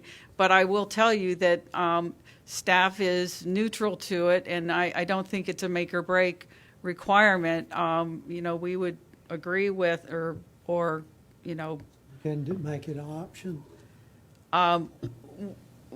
we could do that, or just we can delete it. Assemblage, I'm drawing a blank, Mr. Chair. Yes. So a decorative window treatment, Trim, yeah. a decorative window trim. You're not talking about shutters on the outside edge. Could be. It could be, but what's I buy impact resistant windows that have a frame. Talking about a 1x4, they put a 1x4 blocker in it just something to make it stand out more. When I drove here today at the lot beside Tony's, every RV. That's every decorative. home had it. That's Here. decorative. Right. So this Right? banding would be an example. Okay. Okay, let me back up to, Most of your homes that he's talking about has that vinyl trim. The one on the right's decorative, the one on the left's They all not. have that. well, no, these They're are both the same. decorative. They're called lineals, and that would be, that would comply with what we're proposing here. So I Show think me a that- non-decorative. Can we Google it? Red brick, like a red brick home that doesn't have anything, or like mine, for example. Don't need it. Yeah, no, it wouldn't. Yeah, I think that the, all of the examples I have something. So, right, the brick home would not necessarily have that. And there was a gentleman in Wheeler Estates that just built a stucco home, and even though the building plan showed shutters, he's not going to put them up. He's just decided he's not going to. Well, because they aren't necessarily functional, they're just They're decorative. just decorative. So again, Hate those things. I will say that with the other recommended design standards that we'll continue to go through here, with all of those, staff is really, I really don't have a problem with eliminating the requirement. Well, let me ask you this, though, to Commissioner Swindle's point. We're setting a policy, Yes, or at least attempting to set a policy, yes. but it doesn't sound like you've tried to, or are anticipating implementing the scoring, like a 4 of 7 or a We're going to 3 get of there. 10. Okay, For so this may some be of one that these. we keep. Well, So we don't these have to are- make a decision on this right now, but later in this discussion, we may. Yes. No. Okay, no, that's not correct. These that I'm going through right now would be required, and I'm going to get to Okay. some other ones that we have a section that we have options, pick Okay. one of 3, Okay. all right? Ms. And- Emblich, is that one that you're receptive to being one of the options, or no? don't know. let's talk about it when we get to that Okay. section. Okay. Okay? Because Commissioner Swindle, that makes sense to me as something that could be there. Okay. So. So then we get into the homes with a raised foundation. And what we've, this was not changed, I'm sorry. What we're proposing, the new language that was an outcome of the LPA talked about, I sent you a copy of the results, and I think Myra provided a copy tonight with you as well. What we're proposing is that this be revised to state that an integrated porch, a minimum of 64 square feet in size, as opposed to the language of a 8.5 or 8 foot by 8 foot landing or similar area. It would replace that. So it gives it more flexibility. Okay, so this would be a requirement for a raised foundation, and requiring that all materials, must be painted and or complement the finish of the home, and that the porches need to be enclosed. So it's literally an integrated porch.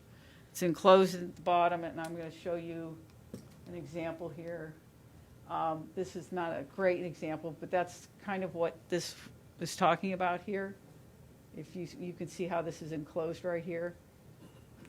And this is a great example that you've seen before, that it's a modular home that's been in Port LaBelle for several years. And it has almost all the design standards that we're recommending here tonight. Let me go back. So the next recommended requirement is for the foundation, that you'd have to have a stem wall or concrete slab or an engineered pier foundation with an exterior foundation wall. And this is saying that after that the homes that are with a raised foundation shall have no more than 16 inches of exposed foundation, and the finish of the foundation shall match and complement the finish of the home. But we also have accommodated those homes that, for purposes of property owner association covenants and restrictions, like, I keep forgetting what the name of that project is off of Fort Denode, that has, it's an airstrip. Cotton strip. Cotton Yeah. strip air. Well, anyway, it's not Cotton Strip, but it's another development where they park their planes underneath their house. Yeah. What we're saying is that if you're going to have a raised house for those purposes, that it would be a minimum of 1 story above finished grade. So the example of the foundation regarding the maximum of a 16-inch exposed foundation, this is the same one you've seen a few times. This is what we don't want to see, and this is what we want to see. Now, so far, most of these have been what have been agreed to by the contractors. But I know there's a few of them here tonight that are probably going to add to the discussion, and we'll get there when I'm done with my presentation. So the next item is front elevations. This is where we're recommending one of 3 options. The front elevations would either include an attached garage or carport, a roof front entry, and or roof plane changes, such as dormers or an offset roof line. And then the last item that we're recommending is that shipping containers, Quonset huts, or similar structures are prohibited to be utilized as a residence. And believe me, I had a recent phone call asking if they could build a Quonset hut up in one of these subdivisions on the north side of the river recently. I see a shipping container home being built in Monterey. Yes, Montura has a number of them, and they'd still be allowed to have them in Montura with this because it's not applying to Montura.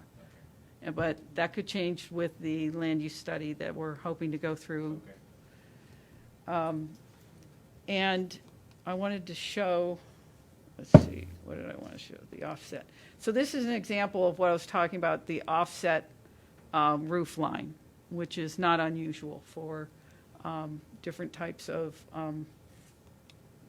homes. And same with this, with the dormers. Let's see. Let me go through. So these are just the photos of the various types of homes you've seen before that depict, some of what we're proposing. The LPA, again, that was the one recommendation that they made, was that the decorative trim or shutters not be a requirement. And I'm going to go back to where we have the three options. So I said I would, where if we wanted to add that here. And the whole idea for these three options was for a significant addition to the front elevation. Each one of these would be, I'll say, somewhat of a significant addition to the design, as opposed to the window trim. So I guess looking at this list again, I wouldn't necessarily recommend that the window trim be one of the options here, because I think that it's less significant than these other ones that we're proposing. Should just make it non-requirement. So we can take that off of the list. I don't like that. What? I don't like taking it off the list. What, the window Well, trim? you can. I mean, you still can do it. It's just not going to be one of the required things to do. Yeah, but I go back to, I loved your idea. I think it was your idea. If it wasn't, I don't think it was my idea. You can make it D, is what you're saying. No, what I'm saying is that I think that there should be a slide scale, so that if you're working with your contractor, or you have the ability to apply, these 4 or these 6 of 7 or whatever we're trying to arrive at. Mm-hmm. It's gonna make the overall level rise, I think, if I'm trying to hit a moving average. I got to hit 3 or I got to hit 4, but I have 9 different options that I could apply. Okay. If that makes sense. But on this, she's saying you're going to hit 6. If we took it off, then you would hit 6. If you leave it, there would be 7. Because these are design standards where there's not an option. You will do all 7 at this Yeah, rate. the roof line, siding, and then there's the decorative trim. That's, we'll just say without the decorative trim, that's 2 of them. And then the raised foundation and the other, the number 5, the foundation requirements, those. You're adamant that those need to be required regardless. Yes. I support that. If you have an all-hip roof, which would be the most expensive, but it's the smartest thing to build in Florida. Yes. Storm resistance. Yep. Right. How are you Right. going to have a roof change? On an all-hip roof, there is no, it's the same roof all the way around the house. And you would approve that. You would be receptive to an all-hip Well, we'd roof. have to. I mean, that's. Well, and that's why these are options right here. That's what I was asking, though. Yes. I think if I'm wrong, Commissioner Turner, maybe not. If we said, all right, we're going to have a hip roof, so that doesn't qualify, but the window treatment would. Is that where you're headed with that? As a sliding scale, so we can at least hit 3 out of the 4. Well, yes, sir. But the other thing too is that if you go with an all-hip roof, which is a stronger, better roof, put that as an option. Put that in there, Ms. Emlich. It would encourage that as being something that, as I'm looking at building my home. It's there.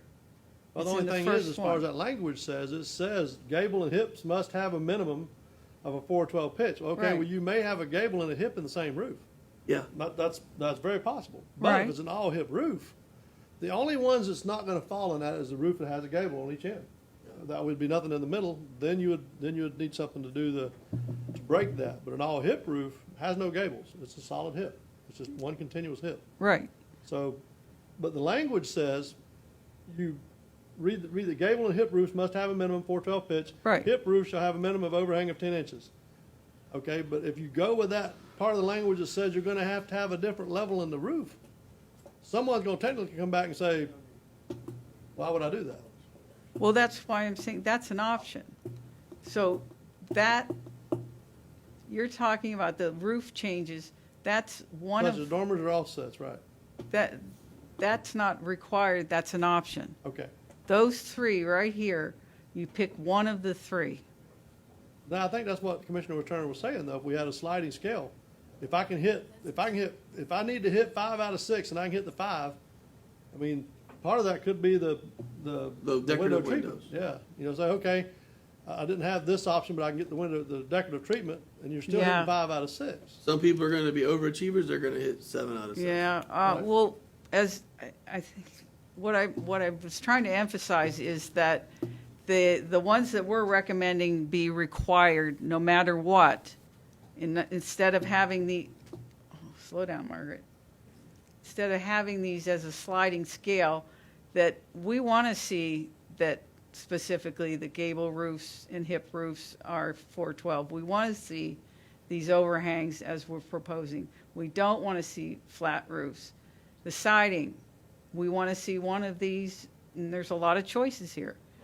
So those And- should not, yeah, and by doing that, you will raise the standards, and it will Right. bring a better quality Right. product. And So that number 3 is the only one that's. the only one, so Yeah.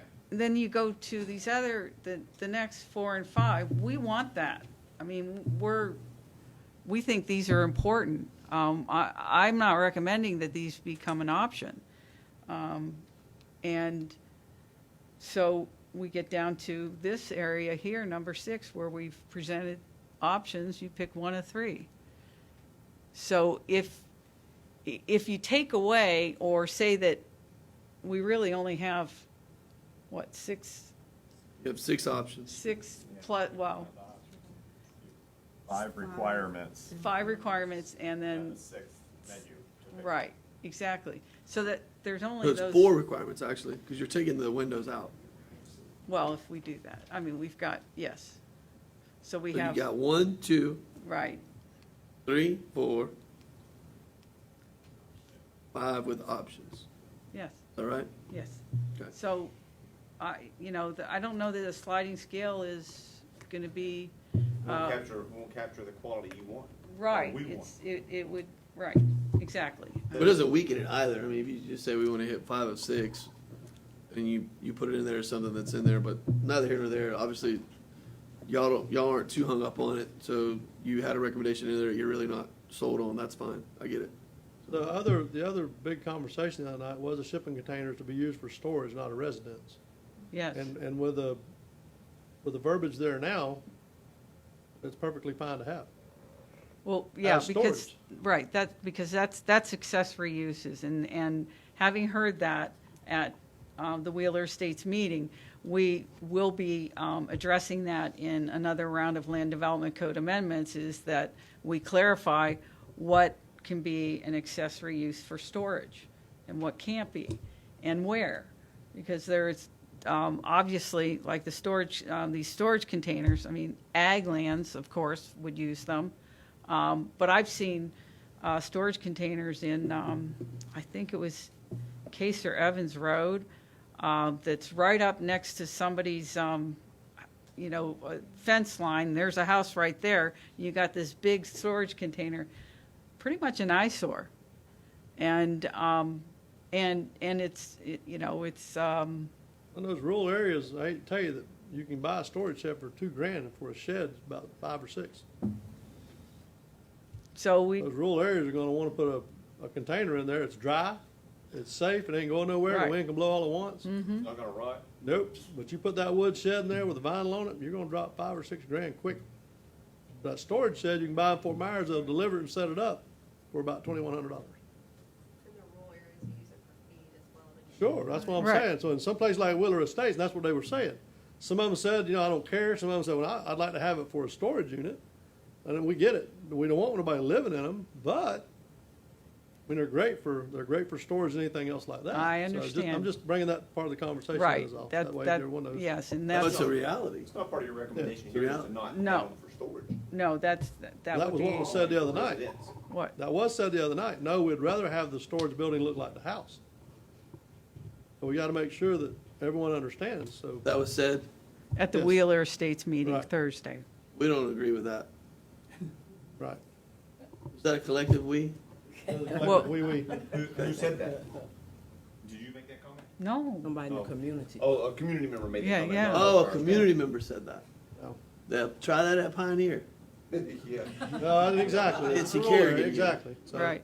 Well, Well, we just need to be sure that everyone understands that, because reading that, you would, and that's what was brought up, Ms. Edmonds, you remember, they said, well, I can have what I want as long as it's not a residence. Because it says you Yes. can't have the shipping container, the Quonset hut, or similar structures are prohibited as a residence. So in some areas and some of them things, we may have to put on there that that's prohibited, period. You understand what I'm saying? So the language can't get twisted on you, because people twist everything every day. right, so that's why we're going to look at the accessory structures use. section and look at what's appropriate where, just like we're looking at this one. So in certain zoning districts, you know, your accessory structures, first of all, my recommendation would be to have them behind the principal structure. What, to as a- have the shipping container? No, I'm just talking about in general, Okay. accessory structures. Accessory structures. That they be behind it and, Where you can't see it? well, it's not going to be completely invisible. Minimally, just minimal side or the. But- Minimize as much as you can, yeah. So That's not gonna Setbacks happen, and though. everything with that. Hmm? It's not gonna happen. They're gonna, I mean, This is only a certain, what district, what zoning district are you talking about? the, This is Wheeler the same Estates. ones that were, it's Wheeler Estates plus all the other ones, RG1, RG2, What- RG3, what- in the designated areas, correct? What I would see recommending for is all accessory structures be behind the home and have certain setbacks from the side, rear, and what have you. And we can look at what types of accessory structures should be allowed. Ms. Simmons, are you making this in a hypothetical situation or recommendation countywide? I'm talking about it would be applied differently in different zoning districts, just like we're doing here. The only thing with that would We be, wanna if create I want to build my consistency. house on the back of my lot, and all of Yeah. a sudden I want something up front, Yeah. you're gonna tell me, sorry about your luck. We have to That'd look be at the only those. thing there.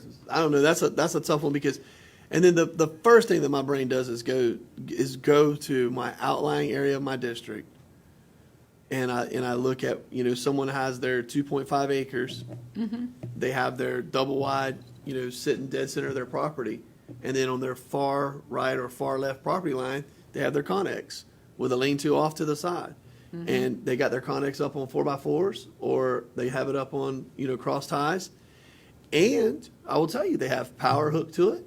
They have a generator, and let Hurricane Wilma come in and whack their house.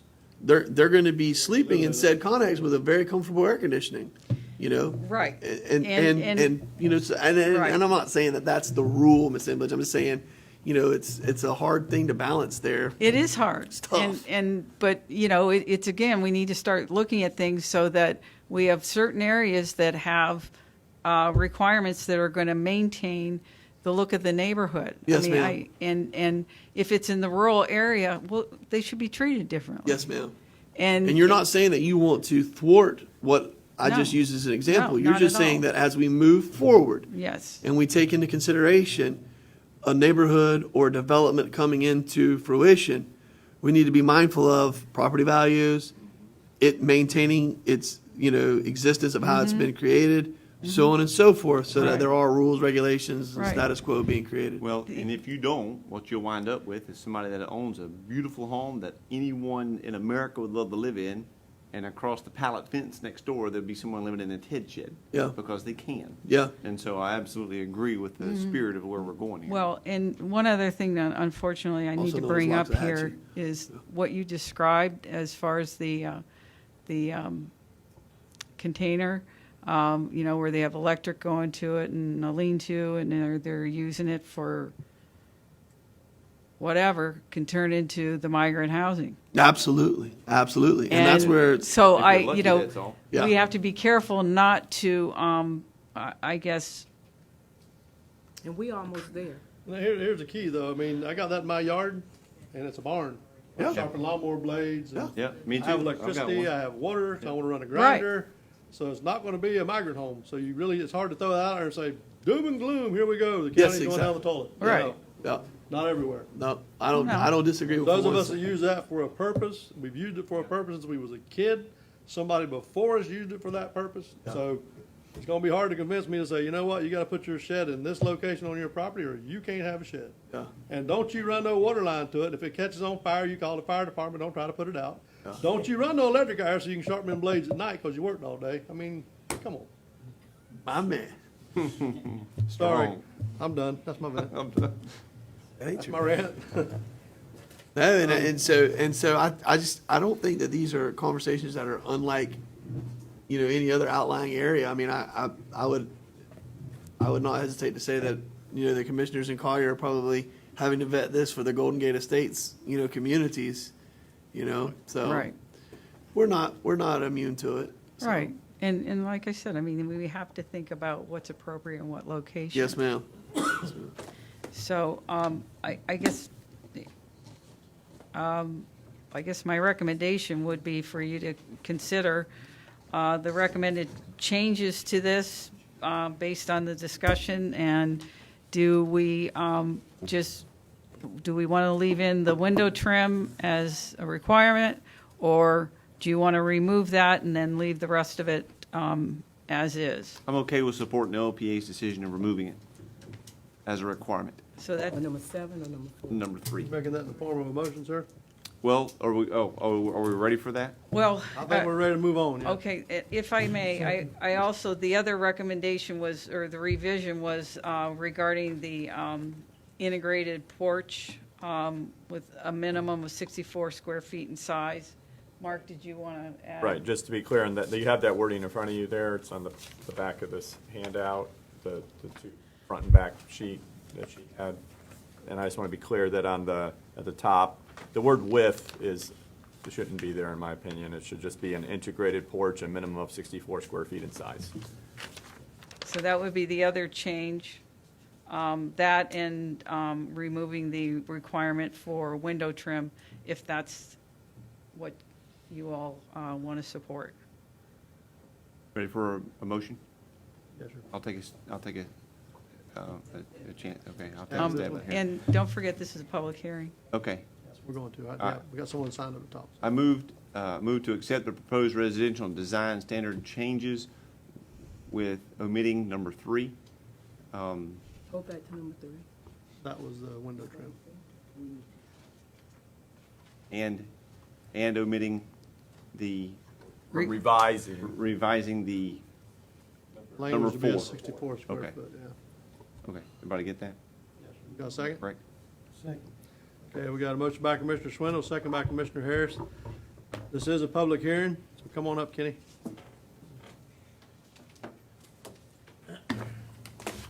On this subject, I only had If you one. would, state your name, sir. Ken Kinney. Thank you. I had one thing I was hoping to catch before Mr. Swindle did that. We can still change it if it's bad. No, I think it'd be beneficial what I'm going to say, because I said in a lot of meetings with Miss Assemblage, about this.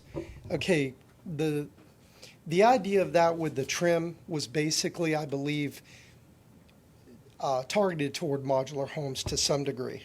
Okay, all modular homes either have a wood type siding, or the majority, either wood or vinyl. If you put on the vinyl siding, so you don't segregate mobile homes, call it a modular home, the trim is correct. See, that's what makes a modular home look horrible, is when you have basic windows with no trim.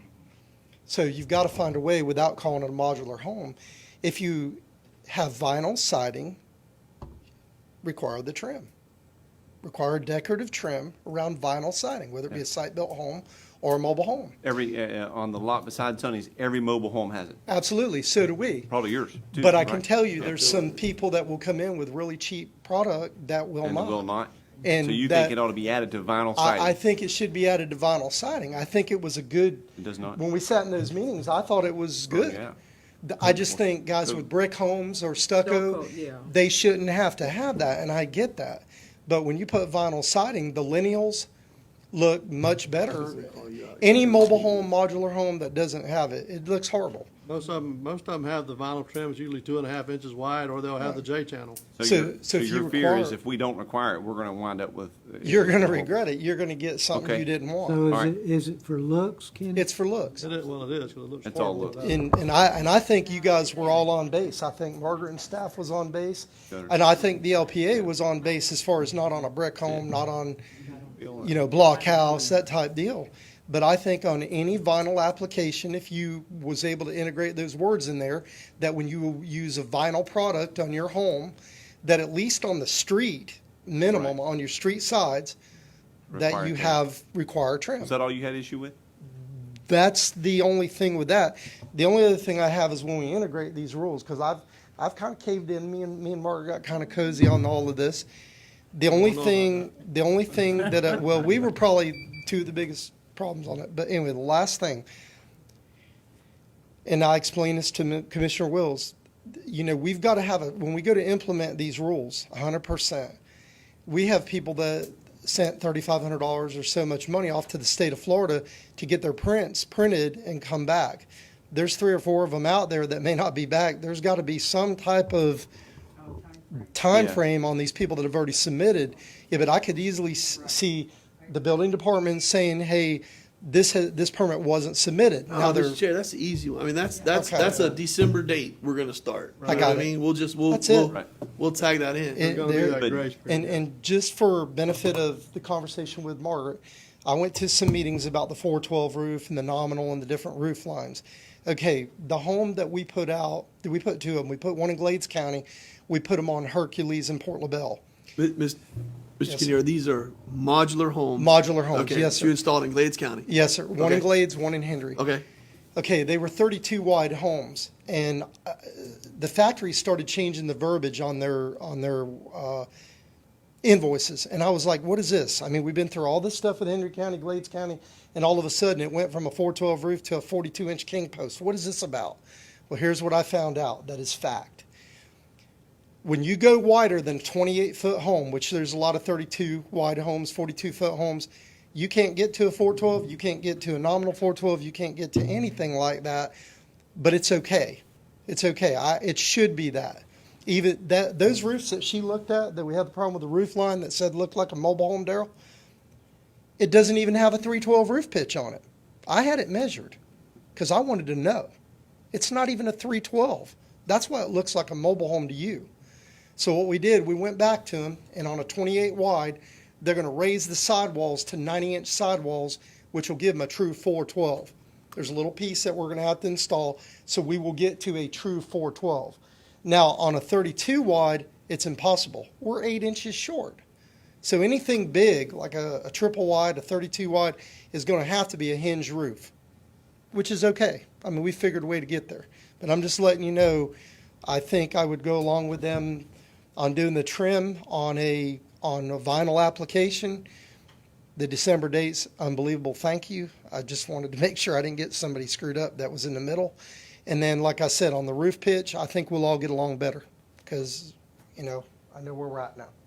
That's it. Thank That's you. all Mr. I Kinnear. had. Appreciate your input throughout this whole process. Thank you. Mr. Bird? Well, let's see. We can. Let's We'll- finish. Yeah, you can. We got one more speaker. Well, I want to hear you, so we got to do it. We can do it all at one time. Kevin Berth with Heartland Homes. I'm the general manager. I sat in all the same meetings with Margaret and Ken Kenny, and trust me, there was some tough conversations at points between us all, but I have no opposition to what's up there. As a quick side comment on window treatments, no window treatments, my guess is your brick home probably has a decorative sill, as they usually invert and turn the brick in an opposite direction. So that might be an option to say On the bottom of the decorative window, sill, yeah. it probably That's right. protrudes, That's which right. gives you that reveal instead of all the way around. Mm-hmm. Most brick homes do, not all, I might be incorrect. But that is a form of decorative. That is a decorative. That's associated yeah. with it. So maybe it's I'm adding telling you, a we need to keep that in there. decorative sill to the decorative window treatment, similar nature. Again, I don't have any issues or concerns. My one comment to make, and it was brought up in a couple of the meetings, is it's all good stuff. I think it certainly raises the appearance and look of the home. But we did bring up in one of the last meetings, what's going on with the outside. So I'd encourage you all to take a drive and take a look at what's going on outside. You right? mean- So you we've mean talked by about code between the property line and enforcement, the things building. like that. Yeah, But a right. new home being built, should it have sod? Should it not? Yeah. What kind of driveway should it have? Where should that driveway go to and from? Should it be a single lane, a single car driveway? Should it be a two-car driveway? Does it make a difference? Should it be gravel? Should it not? If it's going to be extended, I'm working on a property right now that's a 10-acre site, and hey, what do we want to do with that driveway? It's a long concrete driveway that's really expensive. So we're going to do a couple of different products. What should that product look like? I don't know what those answers are, but that's going to change the look of your home. I know sitting in meetings, someone said, "You mean you put 10 or 12,000 square feet of sod on every lot?" Yeah, every one. And that's what makes it look like a home, right?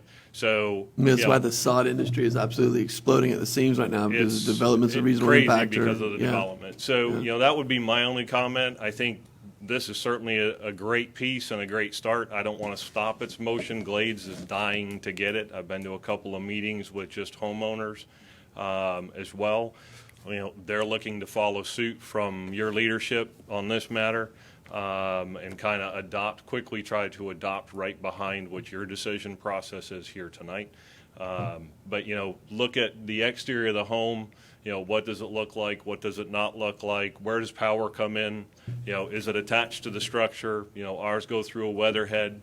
You can mount a weatherhead on a 4x4 pole. Again, need it for the Connex box. That's my warehouse or, my work barn in the back. So there's lots of ins and outs to all this stuff. That would be my only additional comment to you guys.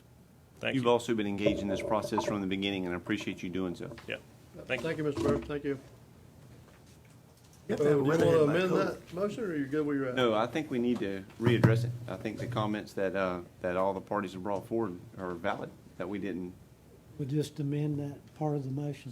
So let's vet that. Commissioner Turner, are you comfortable with just amending it to add that if it's a vinyl siding, that it has to have trim around the window or shutters, or are we more comfortable with, saying, no, you got to have something decorative on every window? No, I'm okay with the siding associated with Vinyl piece. those types of homes having decorative, but I do want to add in there, if it's a brick home, then there has to be some form of a decorative, even if you just take that window sill, I'm telling you, nobody on a brick home that I can think of in recent memory, I'm just going down that it has an aesthetic appeal to it. I think it's almost universal. Okay. Most of your stucco homes don't. You have hardy plank siding too, and those. But on have- those- Those have like a decorative. And on those, Commissioner Wills, I guarantee you, I think you have it's not an abutment, I don't know what it's called, but basically you have a seal, you have a crease that's coming out of your window there on a lot of those. Yeah, it look like a bullnose. Yeah, yeah. So, but it's not decorative, just per se. But I think that has, Like a it's picture like frame. dental molding versus, a clear side inside of a home. Your window's set back inside. Recommend how we word that. Ms. Well, Owens, we you're can here. revise it to say just have, it doesn't have to say decorative. You can just A say window treatment plan? I some don't kind know. of window Yeah. treatment. Yeah. And we have discretion that it's, I'll say discretion, because that's what I put in at the end of the language here is that, if it meets the intent, we can approve it. It doesn't have to be exact. Right. The gist is, you're gone, I'm gone, you're gone. But there's an aesthetically better process, and there's actual, letter to the rules of what we want to see implemented for anybody to be able to pick up the book and follow and apply as it relates to Right. issuing that permit, creating the inspection, and being able to assess it moving forward. Right. So if we have the window trim, or window, not treatment, that's interior, but window trim as a requirement. I have a proposal for the language here. Thank you, sir. For number 3, it'd say decorative window trim, comma, shutters, or other finish shall be installed around the windows on the front elevation. And maybe Does it's a finish not. describe a sill, do you think? Yeah, but I wouldn't necessarily say around, because Okay, that around means there. it's going to go all the way around it. Okay. And that sill, it only goes on the bottom half. or the bottom Just on the not have. front. Yeah, because your brick will be just the bottom. But what about revamping the wording, say that the windows on the front elevation shall have decorative window trim, shutters, or other finish? And it went the word around. Okay. We And- rework it, yeah, start out the finishing sentence with plan, windows. yes. I move to that amend the sounds good. motion by adding the wording for number 3 that Attorney Lapp suggested. Second. And do we need to put a time frame that this starts? December. As Kenny asked for, because I agree with that they have product that's on order based on what the current Okay. regs are. So today we're, You want to do January 1 January of, 1. January 1, just make it clean, like it. Always simple, yeah. that, would Yeah. that satisfy the orders? There's nothing to take longer than that, would there, Ms. Kenny? Okay, all right, Okay. At least that it's submitted by then. right, okay.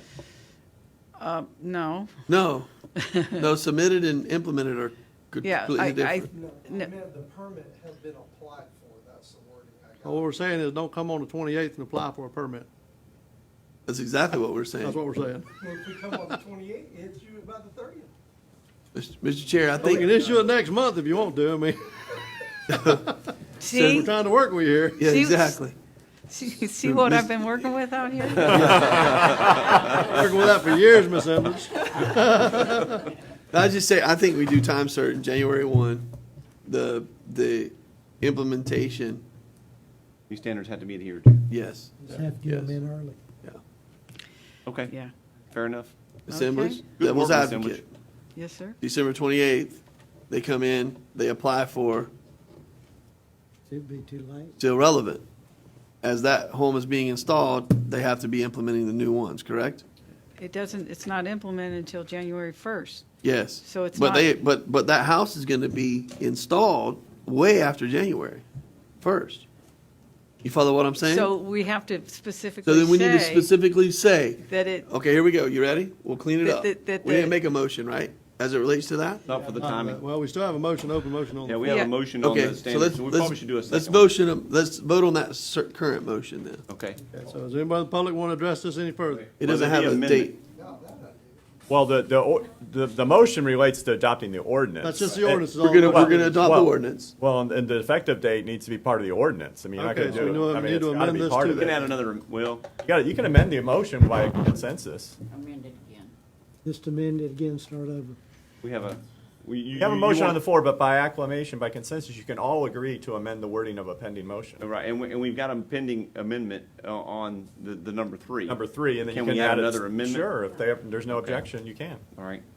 Okay, so when do we want to impend, what does that need to look like? You was going to make a So proposal. what I suggest, Commissioner Swindle, is a friendly amendment to your motion, is that anything that's going to be installed from January 1, 2020 on will adhere to the new standards that are being enacted right now. But installation is not a regulatory standard. I mean, building permit issuance is kind of the line in the sand for us, right?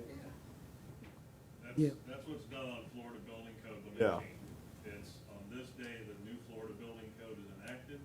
All applications for building permit from that day forward shall have. right, which means. It's not what the Florida Department of Transportation does on design standards and principles. I mean, we bid on jobs applying towards the blue, the blue book, the red book, the purple book. Yeah. And so you have to apply accordingly. So we're all trying to get towards the same place here. I Right. think y'all need to be very receptive towards this and tell me how we can make this occur instead of trying to work against it. So they'd all come in on the 28th of December. Right, and they wouldn't have to apply.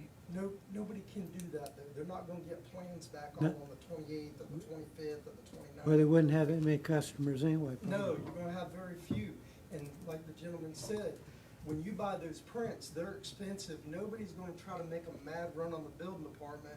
We just don't wanna hurt the few that are out there, and when that plan is given to you, you guys have to review it. What if they deny it and we've already built the home? Or there's something in that plan that doesn't pass when. What in the hell would you build a home for if the permit hasn't been denied? That sounds like my purchasing agent that tells me, I'm sorry, I ordered it. Well, the submittal's not even approved from the department or the client yet. Well, what's the deadline on approval then? Because there's a time from when it's approved to the time it's built. There's a delay. It's not a one-day Well, if we're looking to do this, January 1, then we should say the cutoff date, December 1. Nothing can be filed after December 1, nothing installed after January 1.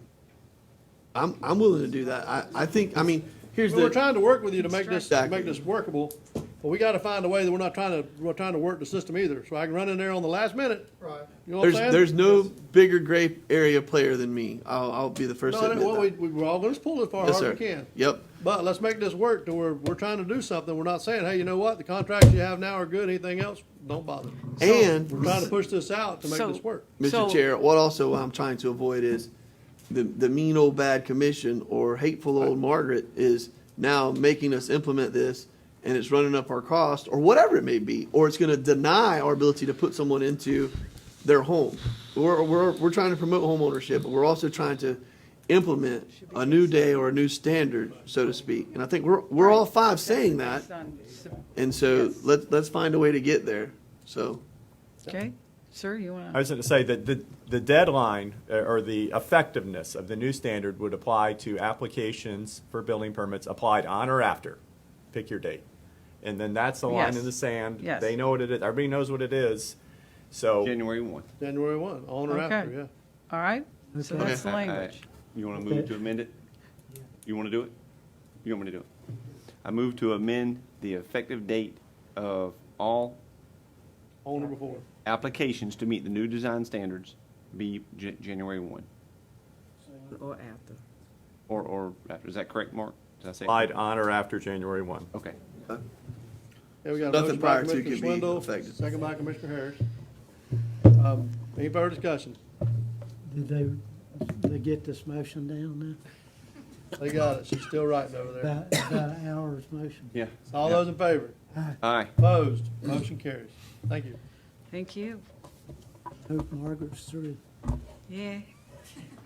Nothing under action tonight. Under FYI, you had the projects by Mr. Parker, litigation update by Mr. Lapp. Jennifer, So we're gonna move to staff reports.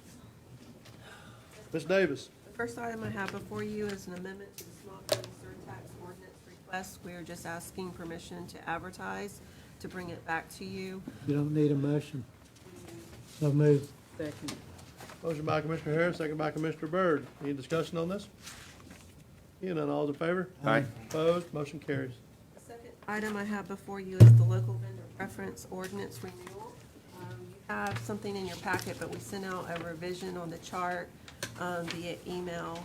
And so far to date, we have had 0 local vendor preferences that have went into effect, but we still recommend renewal. So move. Second. Motion by Commissioner Harris, second by Commissioner Swindle. Any further discussion on this? Seeing none, all's in favor? Aye. Aye. Opposed? Motion carries. Third item is a state lobbyist contract. Currently, the contract is due to expire in August, and so we are recommending to go forward with a new contract with Gray Robinson, is our option 1. Same cost, Option 1. Same rate, same rate. current rate. I move option 1. Chair, discussion. Second in discussion. Thank you. Go ahead. So you're moving for a 1-year time certain, correct?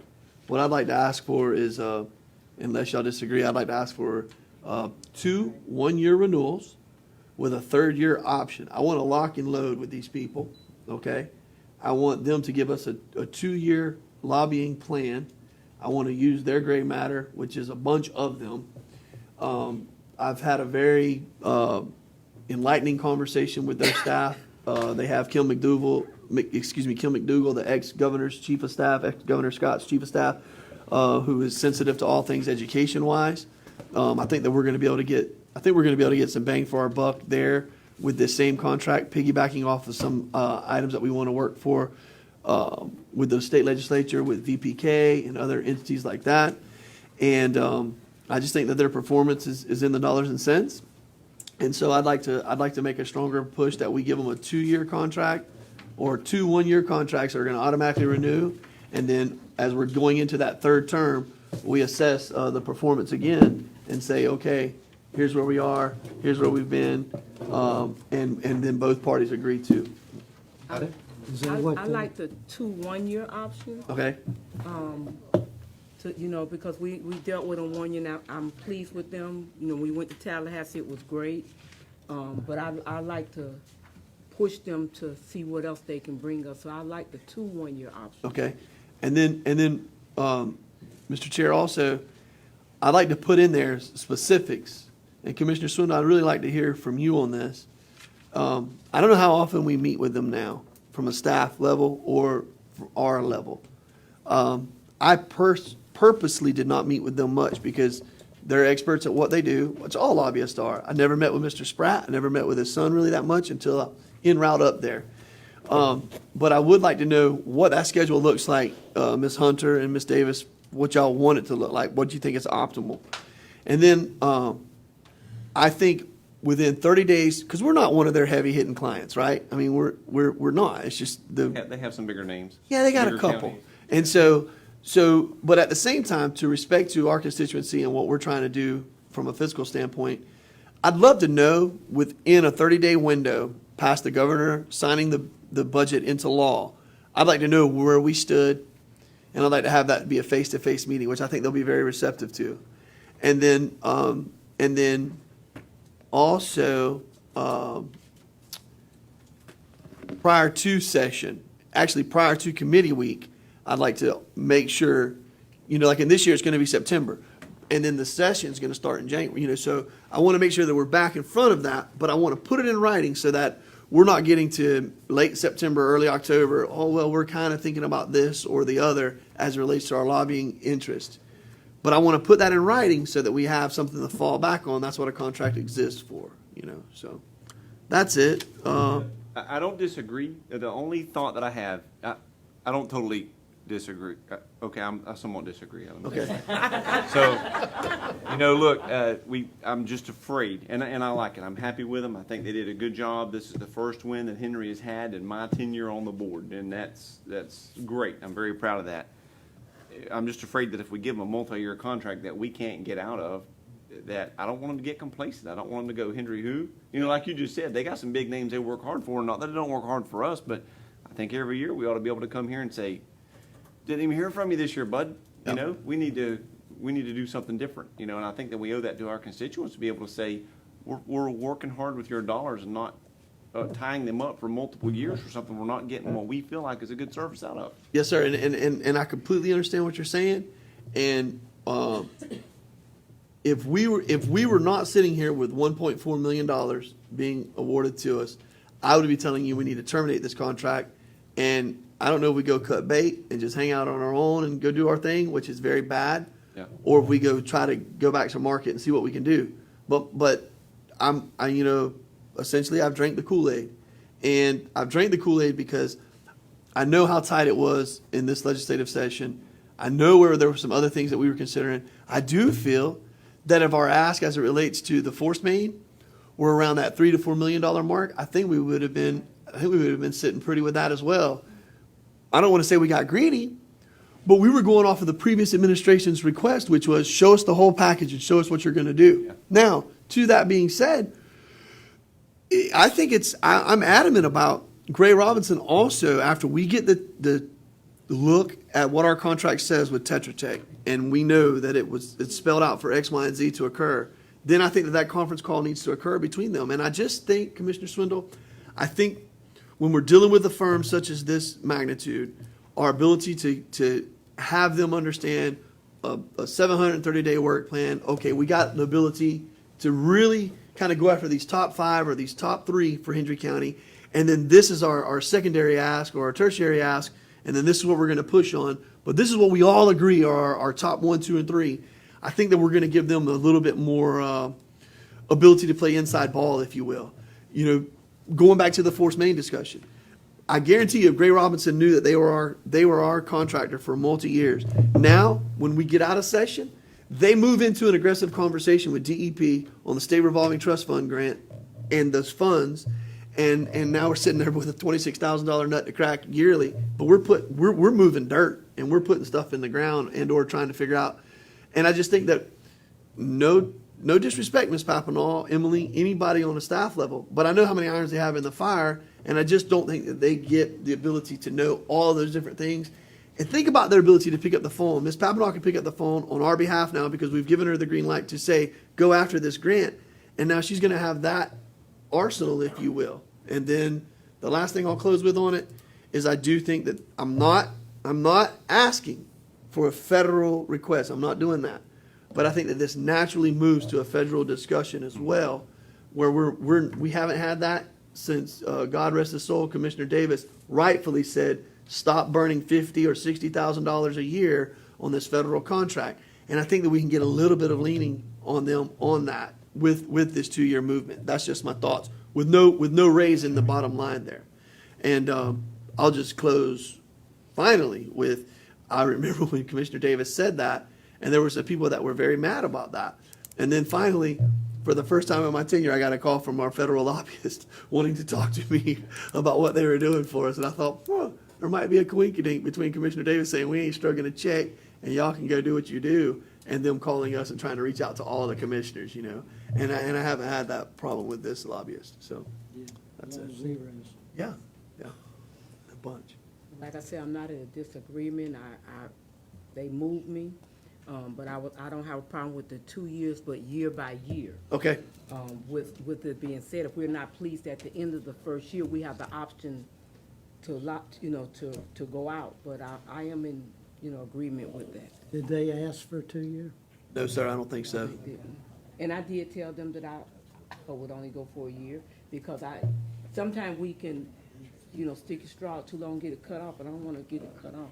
Need to see what they can give us. They did great for us, and I was really appreciative when we got there. I'd like to go for a year and then talk about after this year.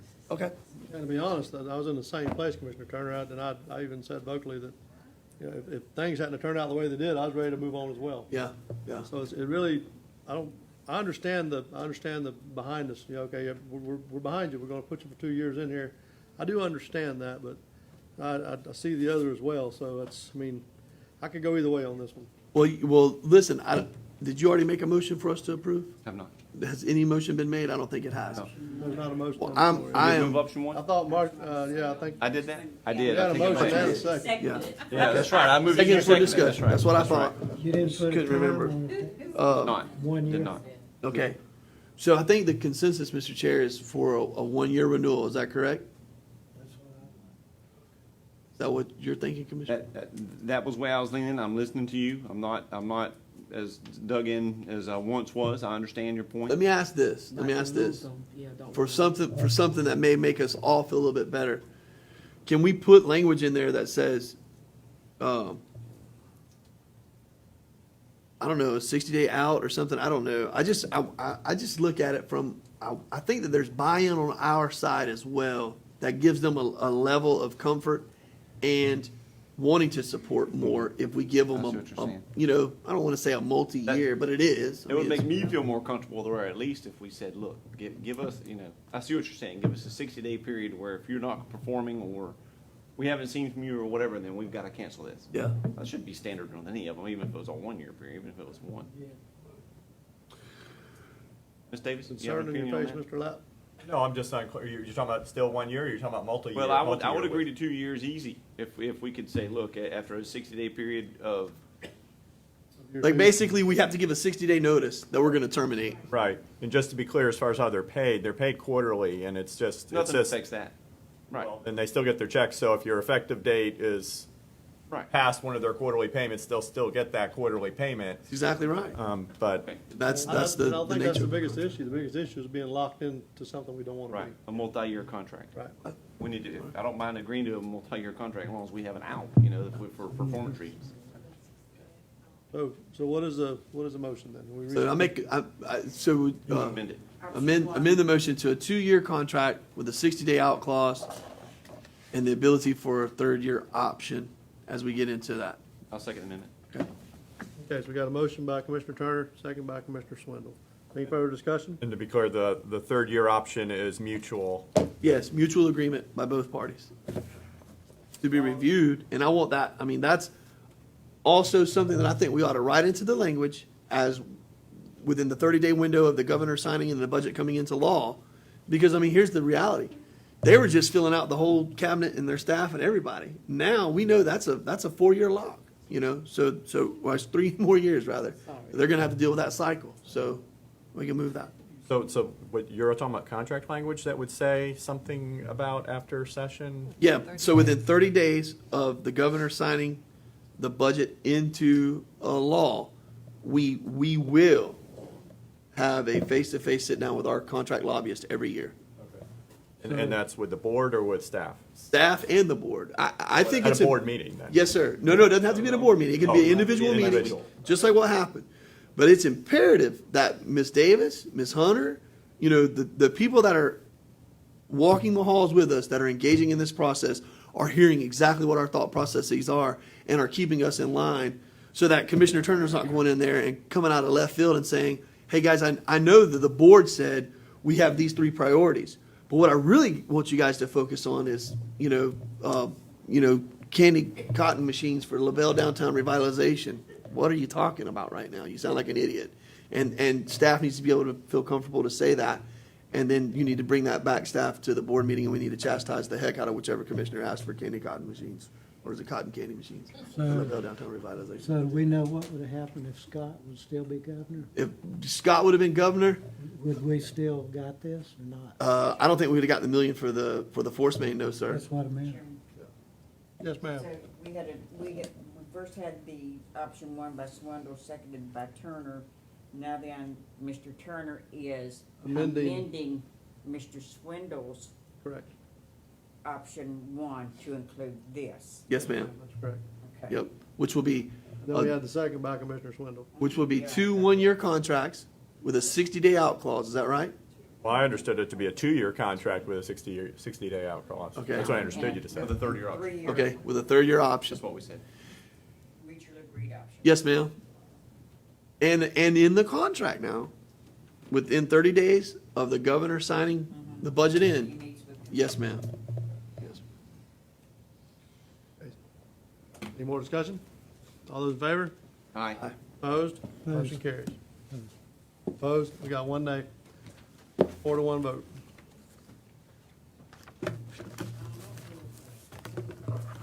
Commissioner Harris. Commissioner Harris opposed. He said nope. I still love him. All my heart. Okay, Man, I popped my rub. you're still up, Ms. Last Davis. item I have before you is to set your trim rate for millage. Oh, yeah. And so I'm recommending that you keep the same current millage rate that you have right now, which is 8.2107. And between now and then the budget workshops in August, we will look to hopefully reduce that rate. And I'm confident that we would be able to reduce that rate. But at this point in time, we don't have the state revenue monies in. We have our insurance out to bid. And so I would not be able to recommend what that rate is. You heard from the constitutionals today. We need to take all that into consideration. And we'll bring back that at the August budget workshops. I move Ms. Second. Davis's recommendation. Do you have to, these dates have to be included or not? September? Yes, and then the 2 dates in September, which are regularly scheduled. September the 10th and 24th. September 10th, you all will not be here. We'll All take, right. we'll take care of it. Okay. But I will be voting to lower the millage. Okay, so we got a motion by Commissioner Harris, second by Commissioner Burden. Any further discussion? Seeing none, all those in favor? Aye. Opposed? Motion carries. Mr. Lapp? Mr. Swindle? The only thing I had was that, and I already spoke with Mr. Parker, and I want to briefly mention to you also, I had some residents on Phillips Road here across from the Berry plant reach out to me about the condition of the road. It's a private road. It's in your district, and I deferred them to you, and now I'm deferring to you, and I've also deferred to Mr. Parker that they wanted to look at the options of what could be done for the private road. So I'll help in any way I can. We're all commissioners of the county, so, but I want to make sure you know about it. You spent maybe a year or 2 on that road, and then when we got to the end, they said no. There's some residents that are working on getting the signatures needed. They're working on that now. How long ago was that? They just got the petition started, No. oh, with 3 or Mr. 4 Harris? years. No. Oh, it's been that soon? No, it said, Yeah, right, Shane? how Phillips long Road. ago was that y'all worked on it and then they said no? It was an MSBU. Actually, But that was years ago. For the really? record, Shane Parker, Public Works Director. It was an MSBU when I got hired by the county, and I think it was disbanded in 2006. It's still in the Okay. LDC. Okay. If I remember right, the language for it. But I don't remember giving a petition out for it unless Sherry done it. Didn't it have to be 100%? No, it's 51% to do an Because MSBU. you remember that everybody wanted it, then when you got to, you couldn't get to 51. Oh, wow. Is this his district? Oh, it came up, you're correct, Commissioner. It came up later, and it failed for lack of people getting 51%. There was an outcry Because there's for it. people didn't live there, so they didn't want to pay more taxes. Oh, so okay. There's they- 71 property owners there. I picked up the paperwork from Sherry last week, Okay, and they are actively working on that good. now. If Oh, they wow. get 51, That's a then lot of work, too. Well, The they're next doing it. step would They're be to doing all the figure out- paperwork and legwork, so. if they get that done, the next step would be to figure out what they need. I know they need their ditches cleaned, potholes patched. Right. And then from there, we come up with an estimated cost for routine maintenance mowing, and then we have Right. them agree on the price. And then it comes back via public hearing to create it. Okay. Ideally Then when before they the end of got this that year. number, they changed their mind. If they didn't want to pay that, huh? We just wanted y'all to do it. And we may get there, but right now we've got quite a few residents that December- definitely wanted to work on it, so I took the paperwork to them last week, like I said, and they're working on it. There was 71 properties. 71, not 71 residents. 71 properties, owners of the properties on that road. But not residents. Not all residents, Right, some of them right. are out, but. Got it, okay. Key would be to make the December board meeting, so next year you could put them on the, Well, that's what we'll do. I'll make sure I tell them, I'll let them know tomorrow that we really need to get that in as quick, which they're working on. They want it done now. and then So they're working on it. Man, it sounds like they got good motivation behind them. Oh, they do. Yeah. and Mark, even though they approved rate, will be another public hearing the following year for the that rate. public hearing process to create a new MSBU, a public hearing in December to adopt the uniform method of collection, and then the public hearing in September of next year to actually adopt the assessment rate. But the earliest we could do that would be legally December of 19. Well, no, you'd be establishing by ordinance the existence of an MSBU in Yep. December of 19. Then You would not impose the implement until assessments 2020. September of 2020 When, to be sir? collected in late 2020, early 21. Yes. Okay, when theoretically, then would you do the work? Wait until the collection has happened? Yeah, Yeah. they got to agree on Right. Yeah. So it'd be 20. Functionally in October 2021. Yep. Really? So, man, these Right. folks are gonna have to live with that road for a while. it. Well, they've been. Well, doing there it. is another way that they could do it, but that's them front-loading everything.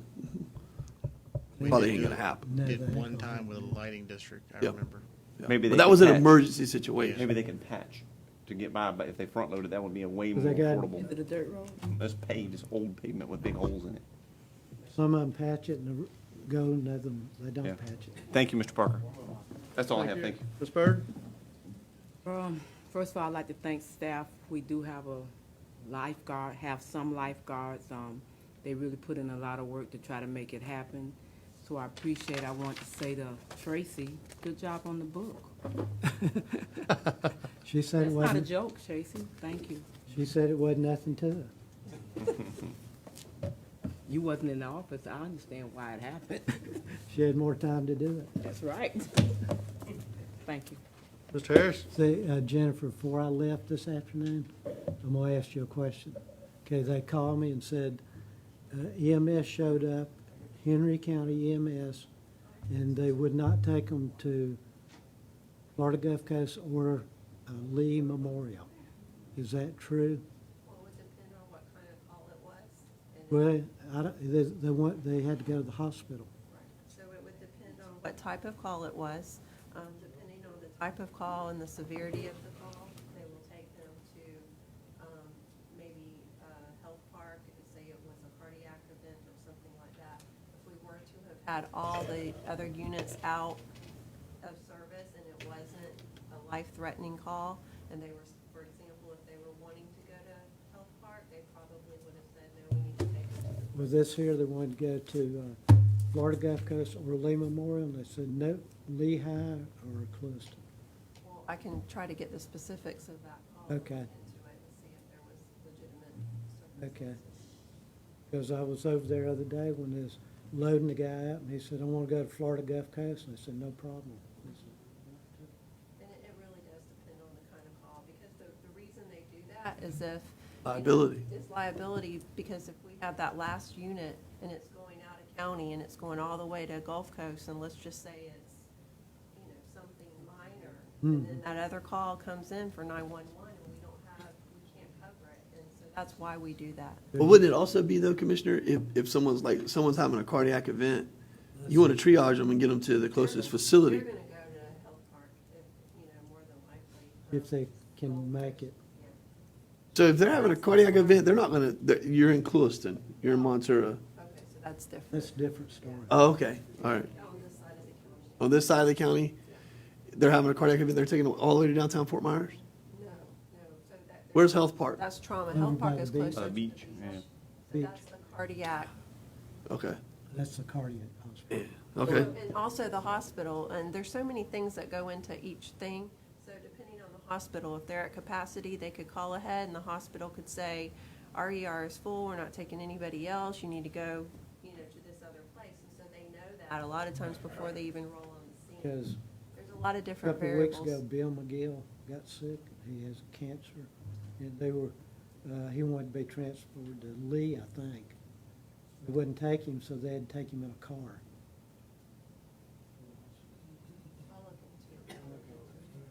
His family just took them? They said he wasn't going nowhere but Lee Memorial, and they said, we can't take him. Ah. So they had to put him in a car and take him. None of it sounds right. Is that it, Mr. Harris? Mr. Turner? Yeah, Mr. Chairman, I just really want to emphasize again, Emily, on us getting to the bottom, and Shane, I don't know if it's you on that Tetra Tech, because I want to follow up. I want to make this force main a high-level discussion with our lobbying firm and find out what we need to do there. And I know that we had a multi-year plan with phases, and I want to revitalize that.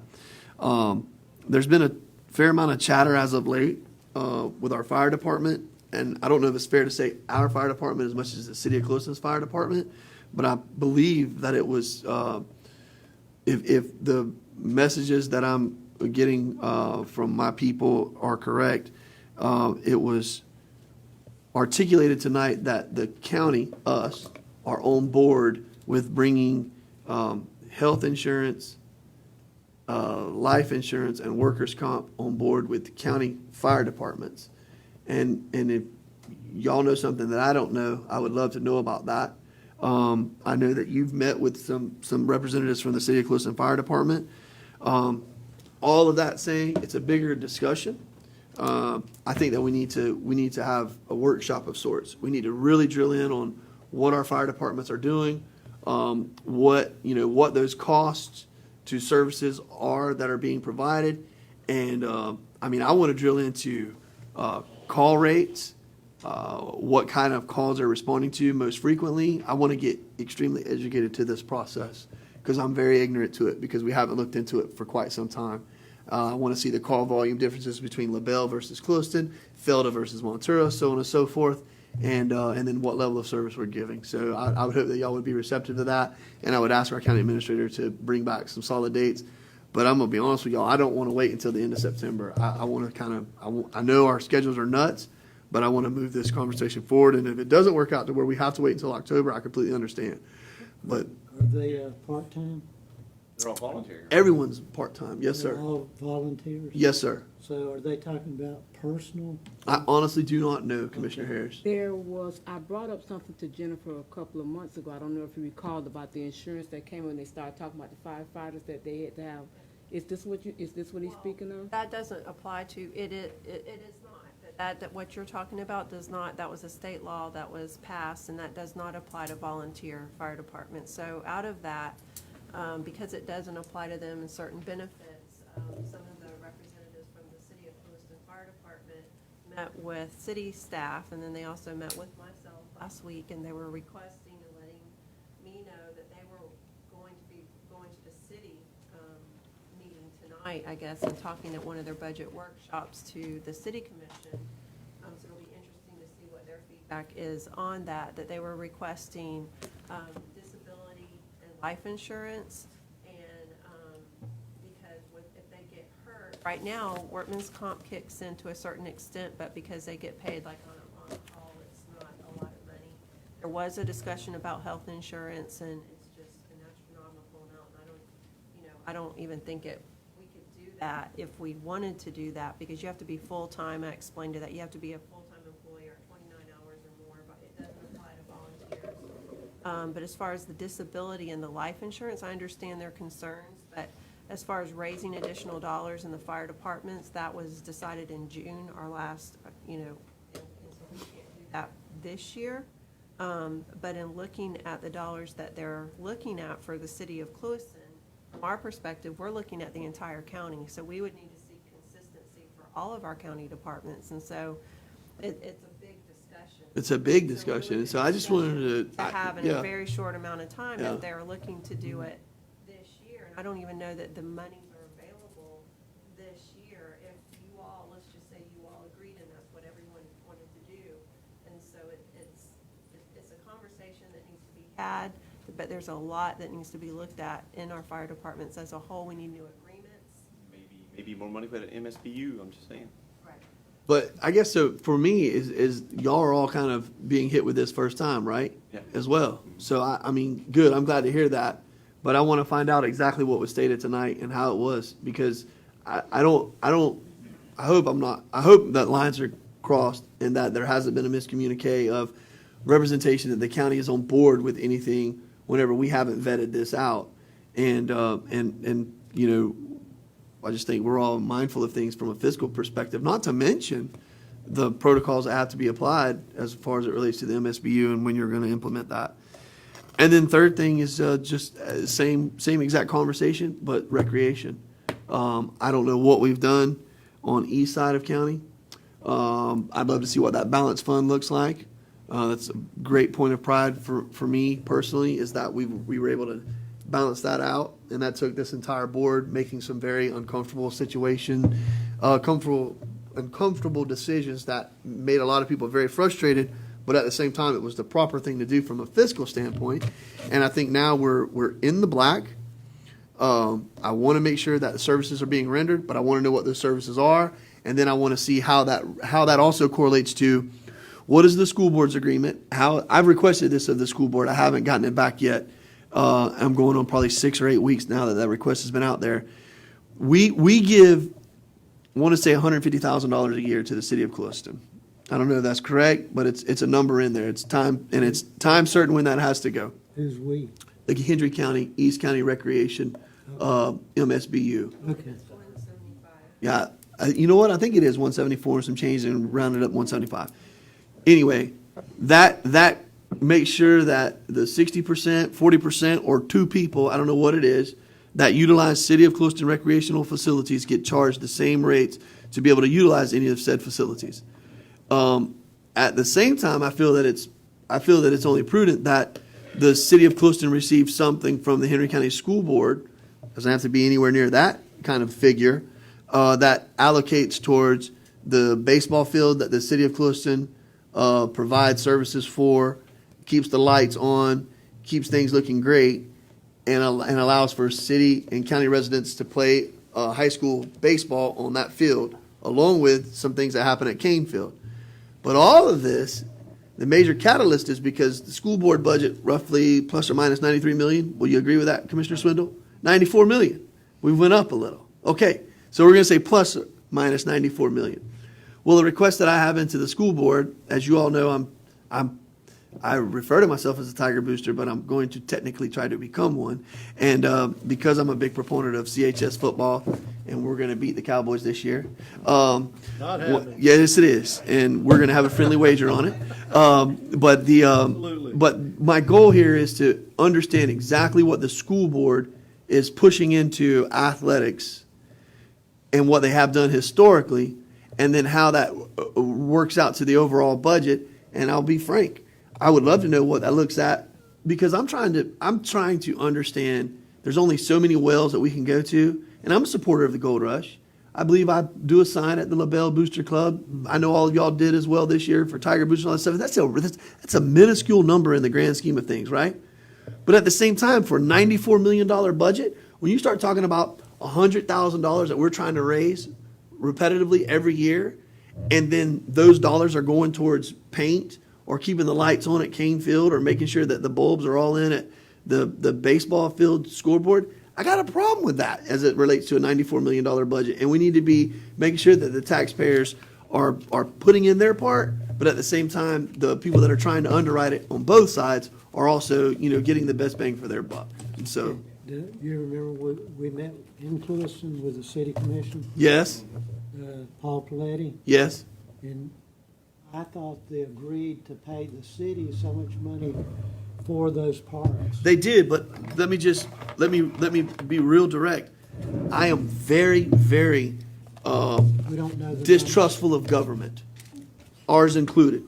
And so, I could give 15 examples, and I could give 15 examples of things where we thought we were doing what we were doing, but then when we really started to peel the layers back, we weren't even doing what we had said we were. We don't know how So I much just money want to they know. got. And there's nothing like a paper trail. I want to say, I remember and I remember this from this meeting, not from the school board side, it was like 50 grand, I thought the Yeah, school it was board a- agreed to give like 50 grand for the baseball. And I field thought year. they agreed on it too. I do too, but I want confirmation, baby.